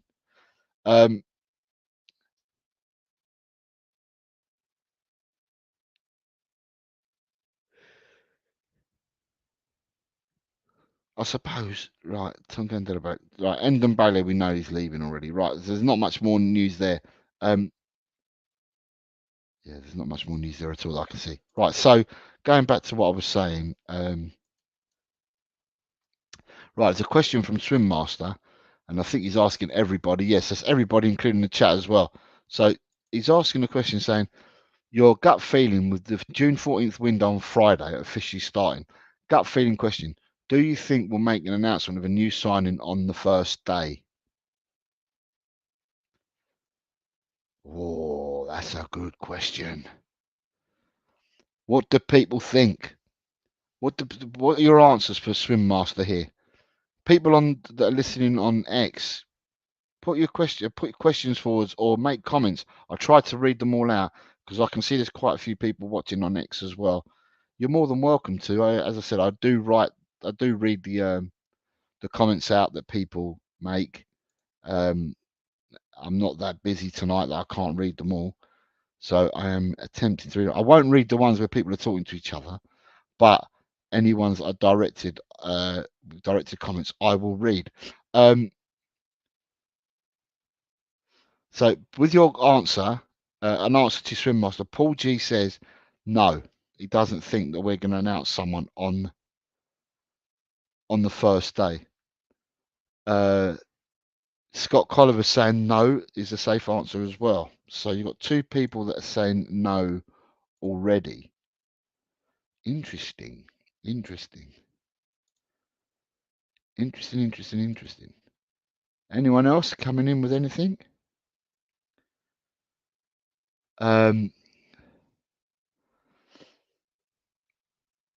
Edem says 1 week after, I reckon, a double announcement.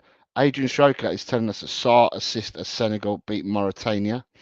And Daniel Coyes is speaking to someone. And Peter is to Peter and Daniel are having a chat to each other. So, Swim Master. All I will say is that last year, and I think Tottenham have got better at this over this. Last year they did, and I think they'll be the same this year. If you put your head above the parapet, you're there to be shot at. Yeah, we all know this. It's the same as in World War One. The people that popped their head up from the trenches were the ones that got shot. The people that stayed in the trenches didn't get shot. In the head, I mean, people that lit up fags in the war. As soon as the lighter went on, the enemy knew where you were and they shot you. So Tottenham operated under the radar last season,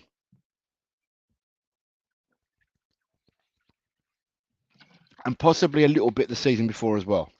So players like Bissouma, no one had even scratched the surface about Bissouma, and all of a sudden Bissouma, all you heard was Tottenham in to buy Bissouma. 2 days later, the deal was done.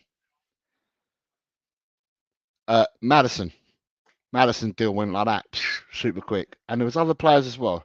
So Tottenham have got good recently in not raising their head over the parapet and keeping quiet about deals, and probably sending red herrings along the way. Sending people on a wild goose chase, possibly a la David Raya last season, sending people on the wild goose chase. David Raya, every ITK was saying that we were going for Raya, and we ended up signing Vicario.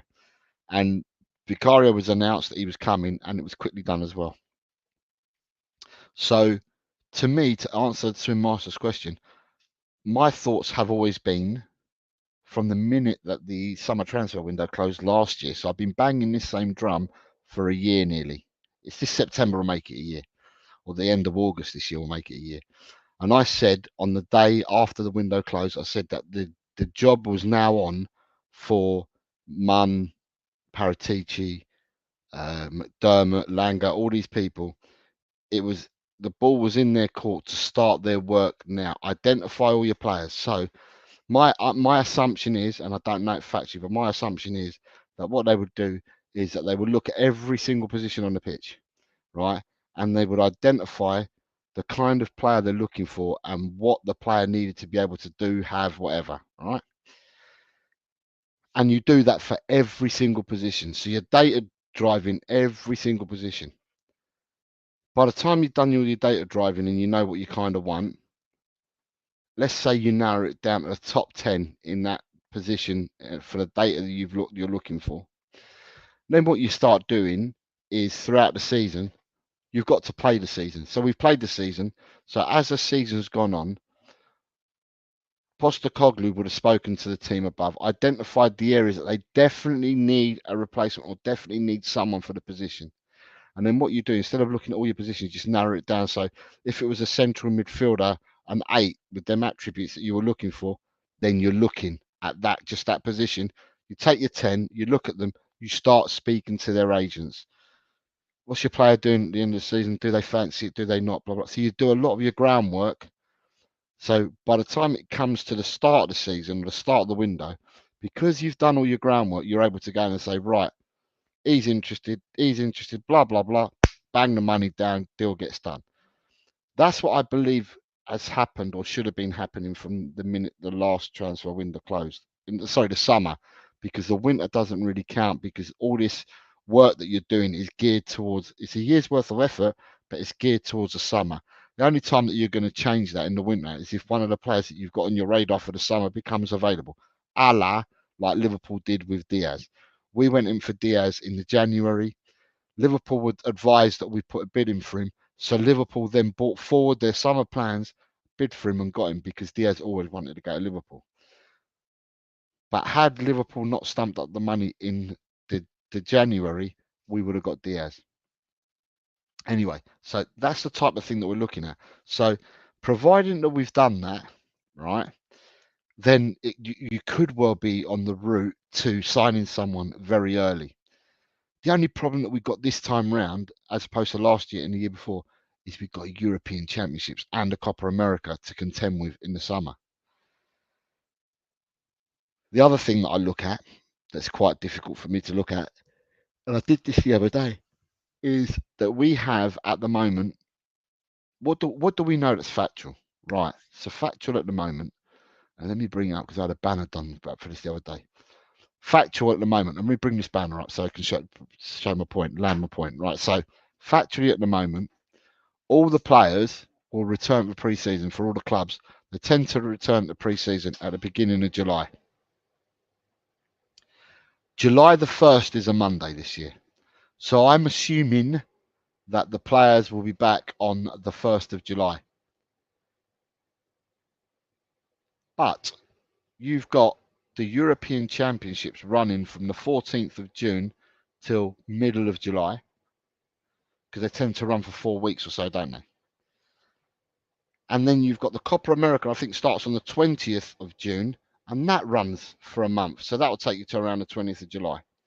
So pre-season starts on the 1st of July.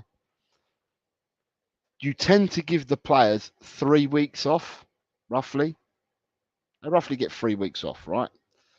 Or up to nearly 3 weeks off when they're returning from a major tournament, because you've got to give them time off in the summer. Now, if my maths is correct, if any of our players, and we've only got four, apparently we've only got 4 players playing in the Euros, but if any of our players, apart from Vicario, I would say, because he's a goalkeeper, and the others are outfield, but if any of our players were to reach the final in mid-July, that means that the earliest we'll get them back for training and for pre-season and for any of these games would possibly be for the Bayern game.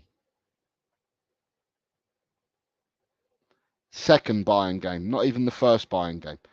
The player that you could probably get back for the first Bayern game, if he got all the way to the final, would probably be Vicario, because he's not an outfield player. But any of the other outfield players that we've got playing in that tournament, if they get to the final, we probably won't see them till the 10th of August, the Bayern game. So them 4 players would have missed your pre-season. Yeah. But the case is worse on the South American front, because on the South American front, we'll lose 2 players, won't we? It'll be Romero.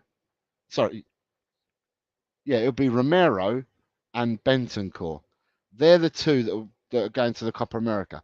Argentina or Uruguay get to the final, then that's the middle of July. They would probably play their final after we're playing Hearts, possibly, right? Because it last month.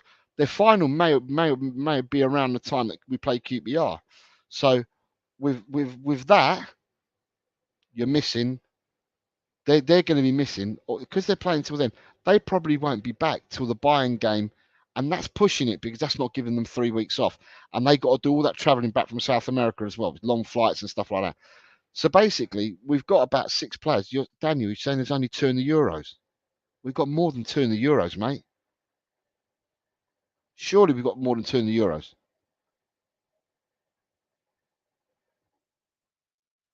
Van der Ven, Vicario. What about Højbjerg? Højbjerg's still a Tottenham player. Denmark are in the Euros, mate. I'm sure that Denmark are still in the Euros. So we've got him. And we've got another. There's 4 that we've got. 4 that are in our current squad. And I can't remember the 4th one is at the moment. But we've got 4 European players playing in the European Championships. And I think we've got 2 going to South America. Now, if you, on top of that, and please listen to my madness, there's another one, Daniel. It's not just Højbjerg. There is another one at the moment, and I can't think of the other one. Daniel, I can't think of it at the top of my head. You're asking me, and I can't think of it. I'm sure that I saw there was 4 players going. Dragusin for Romania. There you go. Just a harmless potato's got it. Dragusin's going as well. So basically, there's 6 players that you're going to have missing who won't get a pre-season, so to speak, right? And they won't be back in time, or they may be back for the Bayern, the second Bayern game, the home game on the 10th of August, which, as you all are aware, that's 1 week before the season kicks off. Now, Let me throw a different permutation into you. The 3 players that we said at the start of this program, right? At the start of this, that we're linked with, Eze, Tony, and Gallagher. Let's say we got all 3.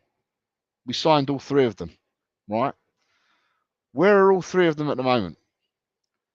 They're playing in the European Championships. So whether England got far or not, what would then happen is that they wouldn't have a pre-season with Tottenham Hotspur.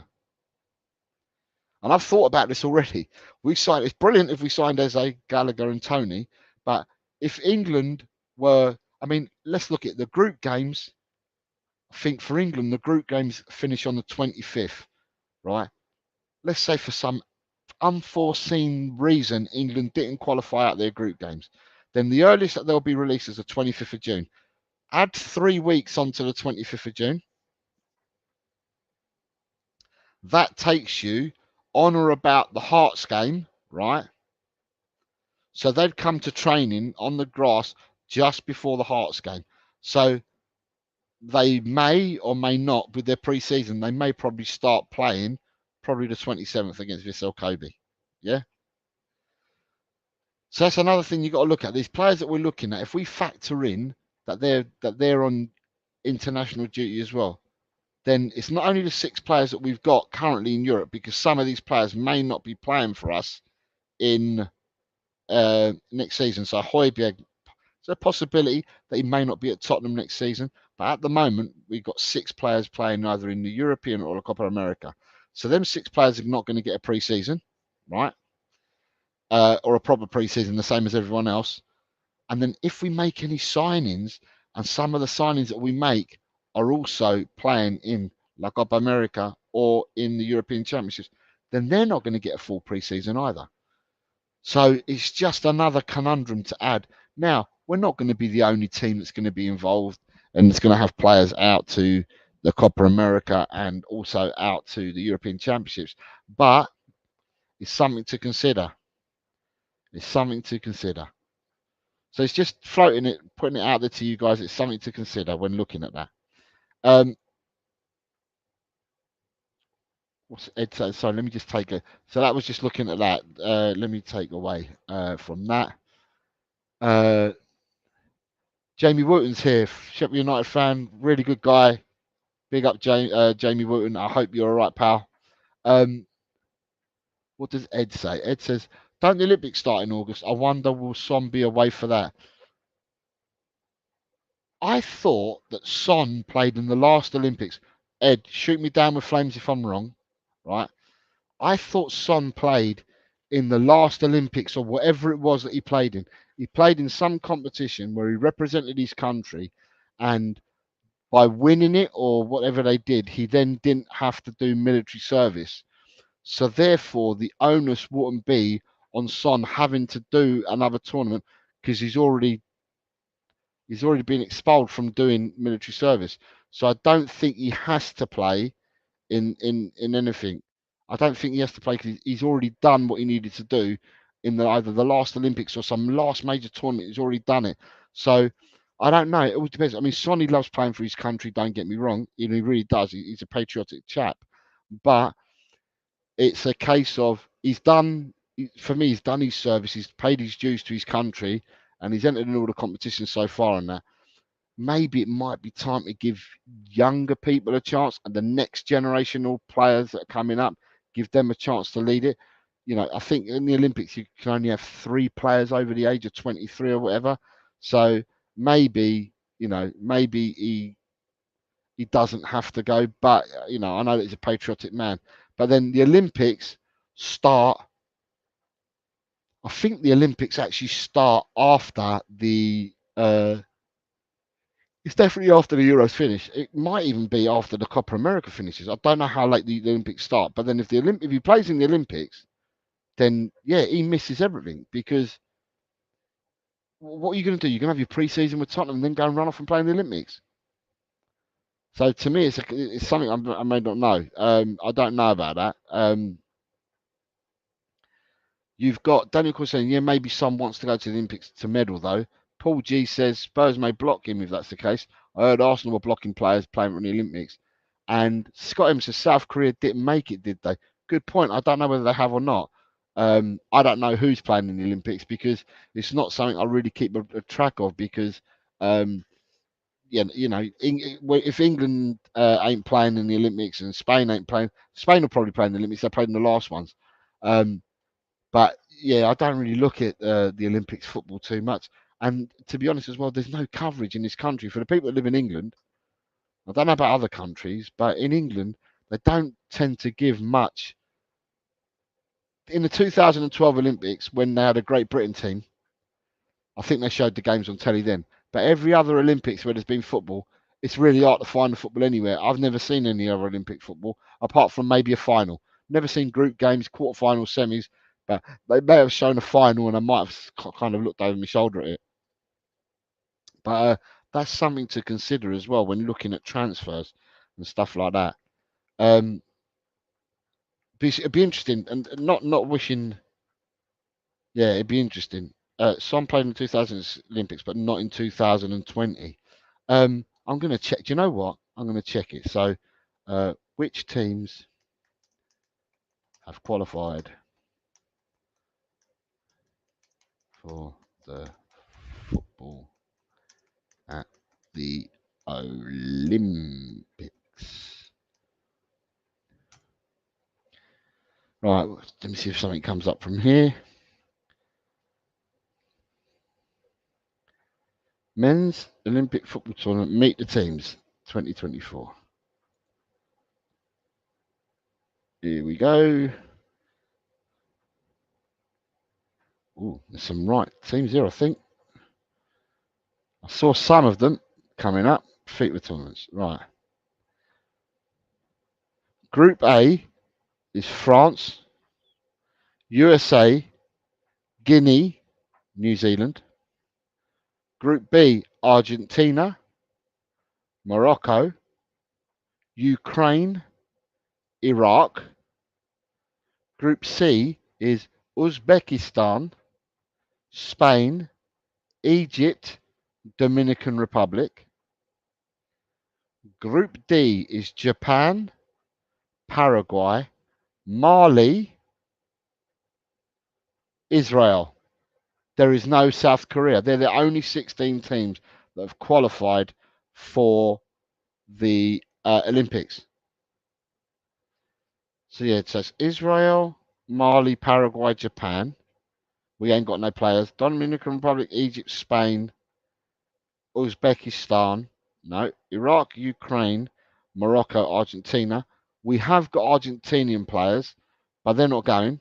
You've got New Zealand, Guinea, USA, France. Okay, so Tottenham are not at the moment, depending on transfers. At the moment, we don't have anyone at the club that would be playing at the Olympics, unless we transferred players that were playing at the Olympics. So, with Morocco being there, although in saying that, there has been links last week with El Nesri, the striker from Sevilla. But like I said, in the Olympics, I think there's only 3 players that you could have. Oh, excuse me, in your squad over the age of 23. I think everyone else, you've got to be 23 or under to be in the Olympics team, or only 3 players can be over the age of 23 in your team squad or whatever.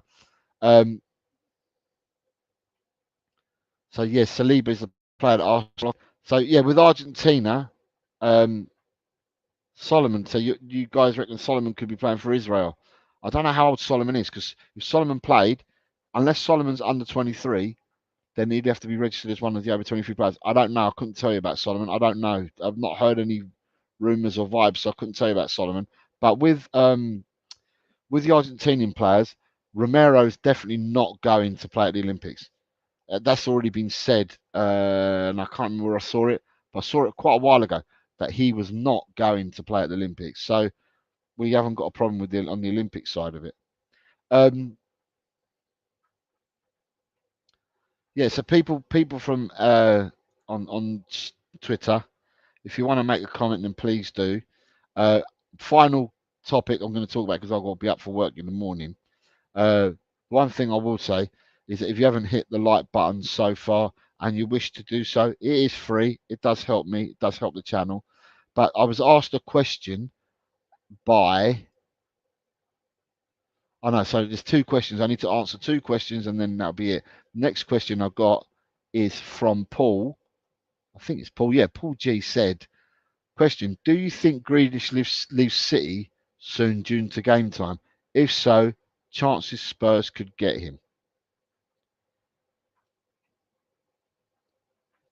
Oh, it's a difficult one. He's had such an in and out season, and we know from previous. I mean, you look at last season, Man United Man City. They did everything last. Oh, excuse me. They did everything last season, and Ilkay Gundogan. It still weren't enough for him that they won 3 trophies and that. And Gundogan was moved on. Um, they moved on Otamendi. I can remember all these players that they moved on. You know, they don't stand still, Man City. If they feel that they can get someone who'll play better for them in that position, who's more consistent and that, we know that City are not afraid of making them decisions. Um, there was a part of me that said about 2 months ago, there was a part of me that said that if Grealish was made available, then he would be a player that I think we should look at. Um, I don't think Manchester City will get anywhere near the amount that they spent for him. I think you'd be like, but then I don't think that transfers are going to be as high as what they have been in previous years. And I've maintained this all throughout this season. I've said this. I can't see players going for two a penny for the 100 millions and stuff like that they were going before. I don't think people are going to go for that much money. I think you'd be lucky if you got a return of 50 million on Grealish at the moment. Um, Yeah, I don't think you'd be paying any more than 50 million for someone like Grealish at the moment, and that's top whack. That's top whack. Um, I just don't think people are going to pay it. To be honest, I don't think people are going to pay any more than 50 for Jack Grealish with the way that he's been playing and his form and that. Listen, I think he's a good player. He's a very good player, in fact. Um, but is he is Grealish the person? See, Man City play slightly different, because they don't use out and out wingers apart from when they use Doku, when they bring him on and they use Doku. But otherwise, they don't do out and out wingers on both sides. You've got two players that will invert. So you've got Grealish who'll invert, and you've got the boy Silva who inverts on the other side. So, they don't play with out and out wingers. What we're looking for, I think, I might be wrong, but we're looking for players that can, we're looking for wide forwards. Is Grealish a wide forward? So it's a bit of a difficult one. Is he a good player? Yeah, I think he is a good player. Is there still a player there? There is. I mean, he's so hard to knock off the ball. He wins free kicks, because people keep careering into him. He wins free kicks as if he was giving away toffee at school to people. Um, but yeah, I don't think he's going to go for the 100 million. If he gets sold, you'll be lucky if they get 50 million for him now. Um, if he was available, then it'd be a decision that Ange would need to make. But he is a desirable player. He's admired by a lot of clubs, a lot of countries. I think people would bid for him, but I don't think you're going to get more than 50 million for him. Um, so you've got Ed says that wages make it hard for anyone to sign Grealish. Swim Master says Grealish cost 100 million. What sort of realistically drop in their price they paid? It's not about the drop in the price. The market dictates that. The market dictates the drops in prices or the prices going up. I don't believe the prices are going to go up. I mean, I'll stand to be corrected, but I really, honestly can't see players signing on players. I can't see you paying your 105s for Declan Rice and 125 or whatever it was to bring in Caicedo, 115 for Enzo Fernandez, 100 million with Jack Grealish. I think them days are gone, man. I think the Nutters were all let out of the zoo last year, the year before, and all the years before that. I think that they've captured the Nutters and they've put them back in their cages. And they're back in their cages. And unless they break free from their cages, then we're not going to see these mad transfer fees. And with the PSR rules, I think people probably did things in the past and they got away with it. And rightly so. If you can get away with something, you're going to try it.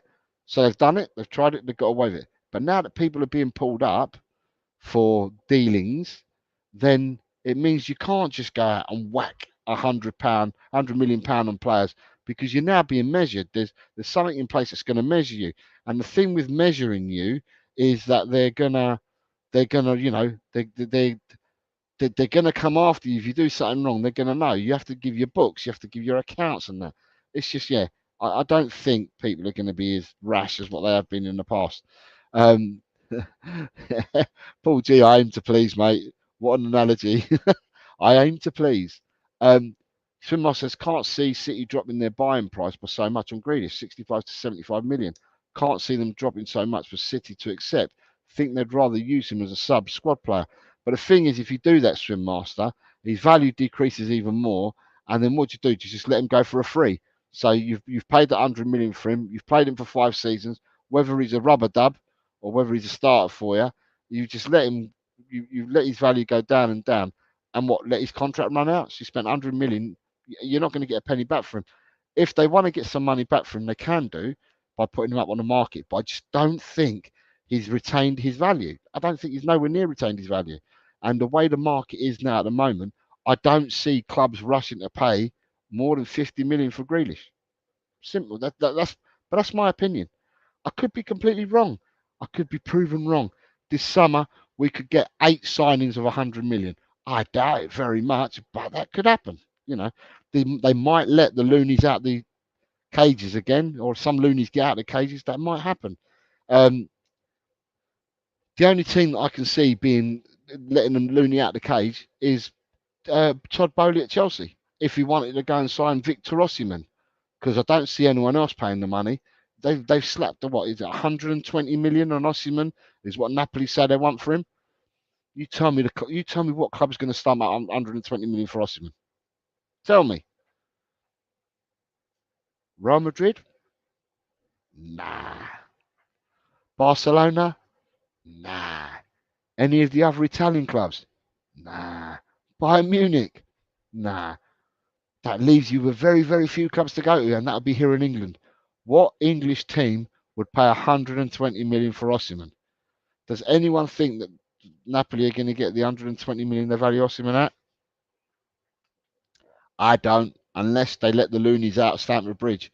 If they unlock the loonies from Stamford Bridge, they might go out for 120 million. But word is that they're not going to spend 120 million on him either. So, I just don't see these big money fees going anymore. But anyway, that's that. Right, I've got to ask the question, and I think it was Danny. So if you're still here, Danny, you asked me a question about England and the Euros. I think that's what you said. I think you asked me. Let me go back because you did say it to me. All right, let me see if I can find you, Daniel, because you did say it to me earlier. I didn't star it. I read it and said I'll come back to it as my last point to talk about, because this was all about Tottenham transfers. Anyway, I can't find it. But you did say, have I ever seen an England team going to a championships being so underprepared? I think that's what you said to me. I think that was your question, if I can remember it. We haven't got that many players going to the Euros. Daniel Sandoval. Good evening, Daniel Sandoval says, big up La Familia. Come on, you Spurs. That was Swim Master's question. And I'm sure it was Daniel Coys that said it to me. Let me see if I can find it. He put it in here. I'm sure he did. And if I can't find it, I'm going to have to go by what I thought he had said to me, which is just basically what I just said now. Okay, here we go. It was there. So Daniel said, Jose, mate, have you ever seen in your lifetime England be so unprepared for a major tournament? Mate, I can't remember one. Right. And why are you saying they're underprepared, Daniel, is what I need to understand where you're coming from with underprepared. So they had a lineup that they put out against who they played Monday, Bosnia and Herzegovina. So against Bosnia, they had a lineup that they played where they had 6 or 7 players out anyway, and then they couldn't use the players that played in the FA Cup final. So that eliminated Walker, Stones. So apart from the 6 or 7 they didn't have, that also eliminated Walker, Stones, and Foden. Right, so it eliminated them 3. It also eliminated Kobe Minu, right? Because they played in the FA Cup. And it also Bellingham. So they had 7 players out as it is. Then if another 5 couldn't play because of commitments with their club sides. So that meant that they put out a team against Bosnia, right? Which was the team that they put out. Can't remember who everyone that played, but that's the team they put out. And then when they played their game against Iceland, you've then got all these players that came back. So the Man United, the Man Cities, and a few of them 7 that couldn't play came back and played. If not started, they played off the bench and stuff like that. But the boys from Manchester City and Manchester United, right? Them boys, them boys hadn't played, hadn't trained, hadn't done nothing for a couple of weeks. So 2 weeks without doing jack.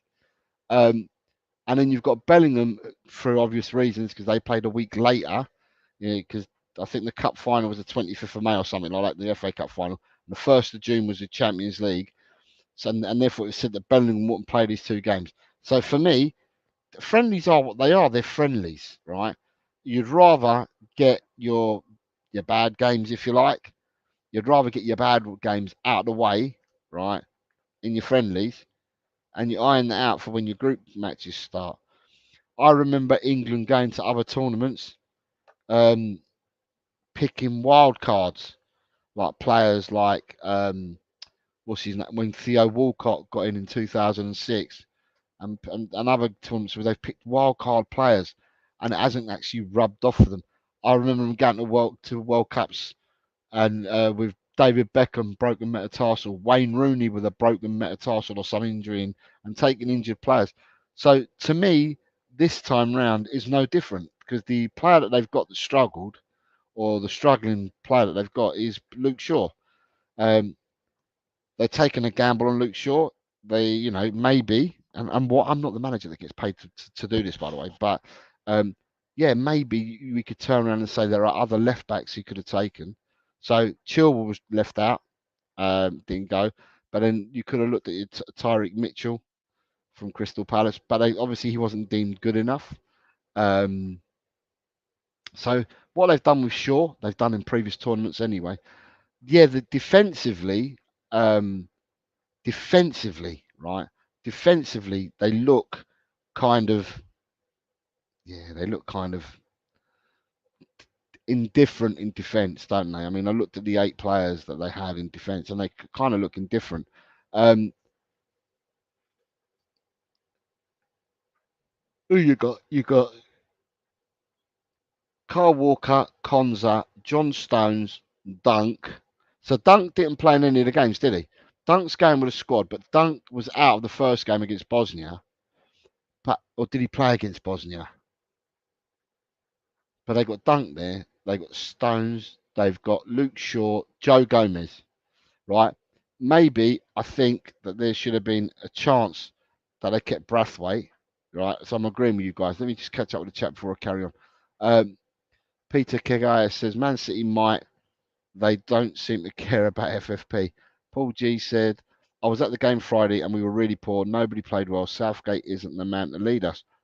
Peter says he watched Spain the other night and wow. I did say that, mate. I think he's talking to me. Paul G says, yeah, he should have kept Brathwaite in the squad. Defensively, we are short. Peter Kegaya says England struggled against Iceland. DC, I'm going to call you that. No, I can't call you DC because I've got DC from Leicester. Daniel says, we have taken Luke Shaw, who might only be fit from the second game. He's barely played all season. The centre-backs he took, not balanced enough. Where's Tamori? Right. The one thing I will say for sure is it's actually a better move for England. Because if I don't know, I'm going on memory here, but when they took Rooney and he was injured, and they took Beckham when he's injured. Them two were injured, but I don't think they were. I think that they were injured for the group games, and I think they weren't allowed to play properly till the last 16 or something. Where Luke Shaw, at least this time round, he might be available for the second group game. I don't know. That's a blessing. I don't know whether it is or it isn't. But Daniel says, or Brathwaite. England took Theo Walker over Defoe. I'll never forgive that. And Paul G says, you should have kept Brathwaite. He will end up playing Walker in the middle. If you play Walker in the middle, right, who's he then playing at right back? Because what I'll say to you is, right, is looking at Terence Trent Arnold, whatever his name is, Alexander Trent Arnold, whatever his name is, I can't remember, TTT or whatever. He can play right back. We know that because he plays for Liverpool at right back. So if they did put Walker into centre half, then Arnold could also be utilised as a right back. I know Cons are sometimes used there, but you could use him in there because he's there. Trippier will play left back until Shaw comes back. Shaw comes back, and if he's fit, Shaw plays left, and then they'll put Trippier probably out to the right, and Maguire will go centre if there's any issues. Sorry, Walker will go centre if there's any issues. Going forwards, England have got all England need to do is sort out what they're going to have going forward. Now, for me, I would play. Sorry, before I go to that, with the defenders, what I've noticed. Oh, it's getting late. Sorry, with the defenders, what I've noticed is that they didn't take Brathwaite, right, and they didn't take Gerald Quansah, and we know the players that didn't take.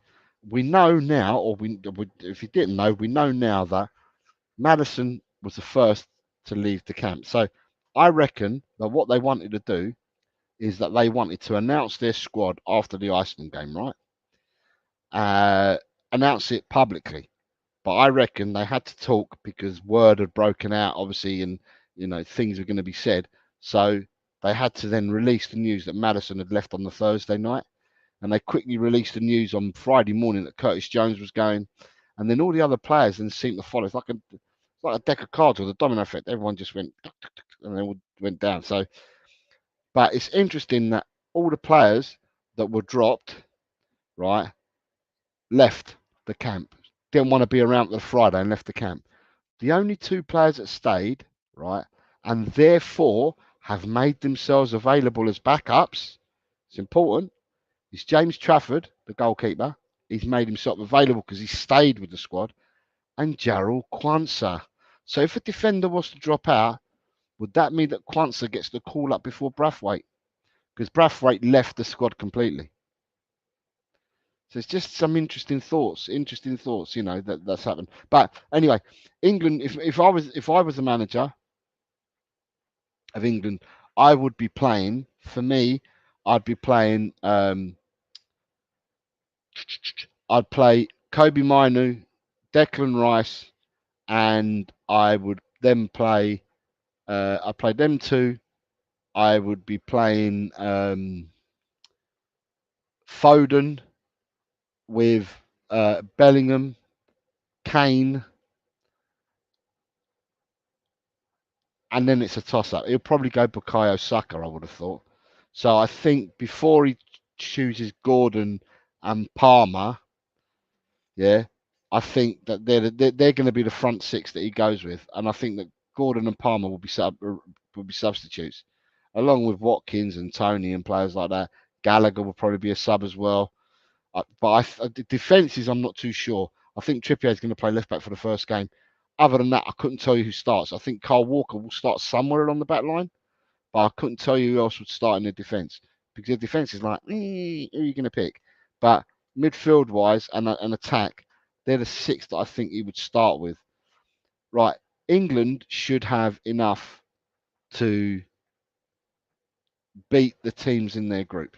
Right, should have enough to beat the teams in their group. But what you want to do in the competition is you don't want to peak too early, do you? So I wouldn't be opposed to England winning games where they're not like electrifying, but they build up towards it. I will say in the last tournament, So what was the last tournament? Was it the World Cup? The last tournament where England played France. England played France off the pitch. England played France off the pitch completely, and England walked away losing 2-1. Right, but England had built up until the France game, and then they played really well against France and got beaten 2-1. Right, so for me, I can see England playing well enough to get out of the group, and then stepping it up as they go along. Um, England have got a lot of winners in their team now, so they've got players in their team now that win championships, i.e., leagues, that win cups, whether it be FA, whether it be league, whether it be Spanish Cup, German Cups, French Cups, Italian Cups. You've got teams that win European trophies, whether it be Champions League. So you've got Stones, Walker, Foden, and Bellingham who've all won Champions Leagues. So they've actually got a lot of winners now in the team. So the squad is a good one as you look at it. And I think England, rightly so, are rightly one of the English bookies will always have England as favourites. Now, whether they've got France or England as favourites at this time round, I don't know, but they'll always have England up there. England are always really short odds for any tournament they enter because of the British bookies. But I think England, yeah, it's the same England in the sense of they've handicapped by one player being injured, and they've done this in other tournaments before. But England have football's changed as well, but England have a decent squad with Kane up front, and I know he doesn't play for us anymore, but with Kane up front, they have got the most deadliest marksman in Europe because this is a European Championship. Kane's one of the deadliest marksmen worldwide, but it's just that we're playing in European Championships. And I think that he will do well for England as well. You feed him, you feed Kane, Kane scores. End of story. We know this because he did it for us at the club for years and years. You feed Kane, Kane will score goals. There's goals in that team from all around. And I wish England well, is what I will say. I'm going to say that I wish England well. But there are other teams. There are other teams. Now, I've entered a competition with a competition that we do amongst, I think there was 40 of us that have entered it. And you got to pick, you got given three groups. So teams in three groups. And you had to pick one from each group and then two from anywhere. And it was their goals scored that count. It's the goals that they score that count, and if they win their game. So people in pot one, you get 1 point for winning the match and 1 point for every goal they score. Pot two, it's 1.5. Pot three, it's 2 points. And I think I went for Romania in pot three. I think I might have gone for Turkey in pot two. And then in pot one, I went for France, Belgium, and Germany. Right, and I've gone through them like that because it's the points that you accumulate, or the points that you accumulate by the quarterfinals. The top four teams, so the top two teams in a league of 20, and will meet in the semi-final. So I've entered this competition, and I then looked at the draw today or yesterday because I buy the Sun newspaper on a Saturday. It's the only time I ever buy it is on a Saturday, and I buy it for the TV mag and I buy it for the horse race and that. I don't gamble, but I like watching the horses on a Saturday afternoon. And it had a wall chart in there yesterday, and the wall chart tells you who plays who. If they get out of the groups, like Group A winner plays the A, B, C, and D, or whatever. Anyway, I looked at it, and although I've picked my teams that I said that I'd wanted, I've realised that when I looked at it, that none of my teams will clash in the last 16, which is good for me in the competition. If my teams get through and they score goals, it means I'll continue to score points because they avoid each other. Not that you don't want to hear it. And another one is there's a guy called Hanno. He comes into our chat here, and he did the fantasy with us, and Hanno did a European European Championship sweepstake. I don't know what we win out of it. He reached out to me on X because he's got his own channel. It's called Coach's Corner. So if people want to sub to him, you can do. He does cricket, rugby, football, he does everything. Anyway, he said, "Do you want to enter?" So I said, "Yeah, go on, then I'll enter." I don't know what you get out of it, but it's all these different channels and all these content creators and all people that go and watch his shows. He's put everyone in a hat. He's drawn the person's name out and then drawn the team out. Anyway, I've got Spain. So happy days. I've got Spain. I'm well happy. Um, so what I'm being asked here is, sorry, Ed M says, with Maguire and out, Stones injury concerns, should have brought Tarkowski and Brathwaite just because they have an understanding from Everton. Um, yeah, yeah, we can look at that. Then you've got Daniel Coy says, when did Shaw last play? Don't know. I couldn't tell you when he last played. I haven't got a clue when he last played. I haven't got a clue when he last played. I'm just looking at something because someone made a comment. Um, I'll start your question for you, Paul G. Scott M says that England is weak at left wing back. Not sure who they would take if they left Shaw off the team. Yeah, I'm not sure either. Paul G says that he would pick Palmer over Saka. Daz Reynolds, good evening, Daz. He says, big up, hope you're well today. Hi, Daz, nice to see you. Scott M says, I would go 3-5-2 with Saka at left wing back, Kane, Watkins up front, Bellingham, Foden, Rice in midfield, right wing back TAA, and back three tough with Stone's injury. Um, right, quick thoughts on Spain, Jose. Yamal, how good do you reckon his Euros will be? I'll come to him in a second. Daz Reynolds says, would you start Trent? As I said, Daz, with Trent, to me, he's been put down as a midfielder, but he can play equally at that right back position or play as an 8 for England. I believe that the three that he'd start with is going to be. I think he'll start with Mainu, Rice, and Bellingham as a midfield three is what I think he will do. And in the right back position, if the injury to, I mean, he's got a conundrum, isn't he? If there is an injury to Stones, then it might force Walker to go into a play centre back because Trippier's got to play left. And then the right back position, you're either starting Konza there or you put um, Alexander Arnold there because that's where he plays for Liverpool. Although he inverts and that, he starts off as a right back. So yeah, there's opportunities for him to play. He's got a squad and he's got to pick the best team. The squad that he's got. Um, you've got Daniel says my team, I reckon, who are my dark horses, are Croatia. They won the other night. They beat someone 2-1, didn't they?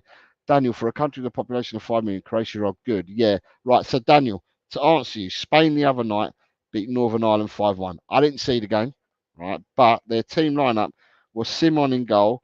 They had Navas at right back, Nacho and Robin de la Normand at centre half, and Cucurella at left back. Their midfield three was Pedri, Rodrigo, and Fabian Ruiz. And up front, they played with Lamau on one side, Nico Williams on the other side, and Alvaro Morata up front. And they've won 5-1. And the substitutes they could bring off the bench is they brought Carvajal on for Jesus, Grimaldo on for Cucurella, Laporte on for Nacho, Marino on for Pedri, Joselu on for Lamau, and Oyarzabal on for Morata. Dani Olmo didn't go on the pitch, neither did Jose Perez, Ferran Torres, Fermin Lopez, Alex Baena, and Danny Vivian. Spain have got a wonderful chance in this tournament, is all I've got to say. Spain have got a wonderful chance. Spain will do what they normally do. They'll retain possession of the ball and they'll play like Man City do. They'll be intricate. They'll be intricate. They'll be intricate. Um, and if they can hit the onion, the thing I think with Morata, the difference is though, Dan, because I've just seen your comment there. I think the difference is this time though, mate.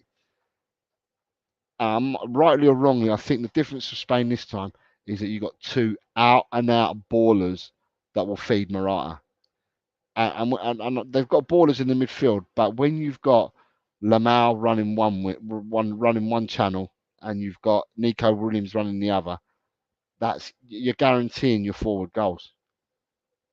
That's the way I see it. You guarantee your forward goals. So Spain have got a really good chance. I'm being asked by Daz, who do you think will win the Euros? I think that you can't go far wrong. I won't give you an outright winner, but I don't think you can go far wrong if you look at the groups and you look at Germany, France, Spain, England, and I'm going to say Belgium. I don't think Portugal can do it. I think Portugal got plenty enough good players, but I'm not sure whether this is Portugal's tournament this year. I've got a feeling, I don't know why, but I just don't think it's Portugal's. Portugal didn't.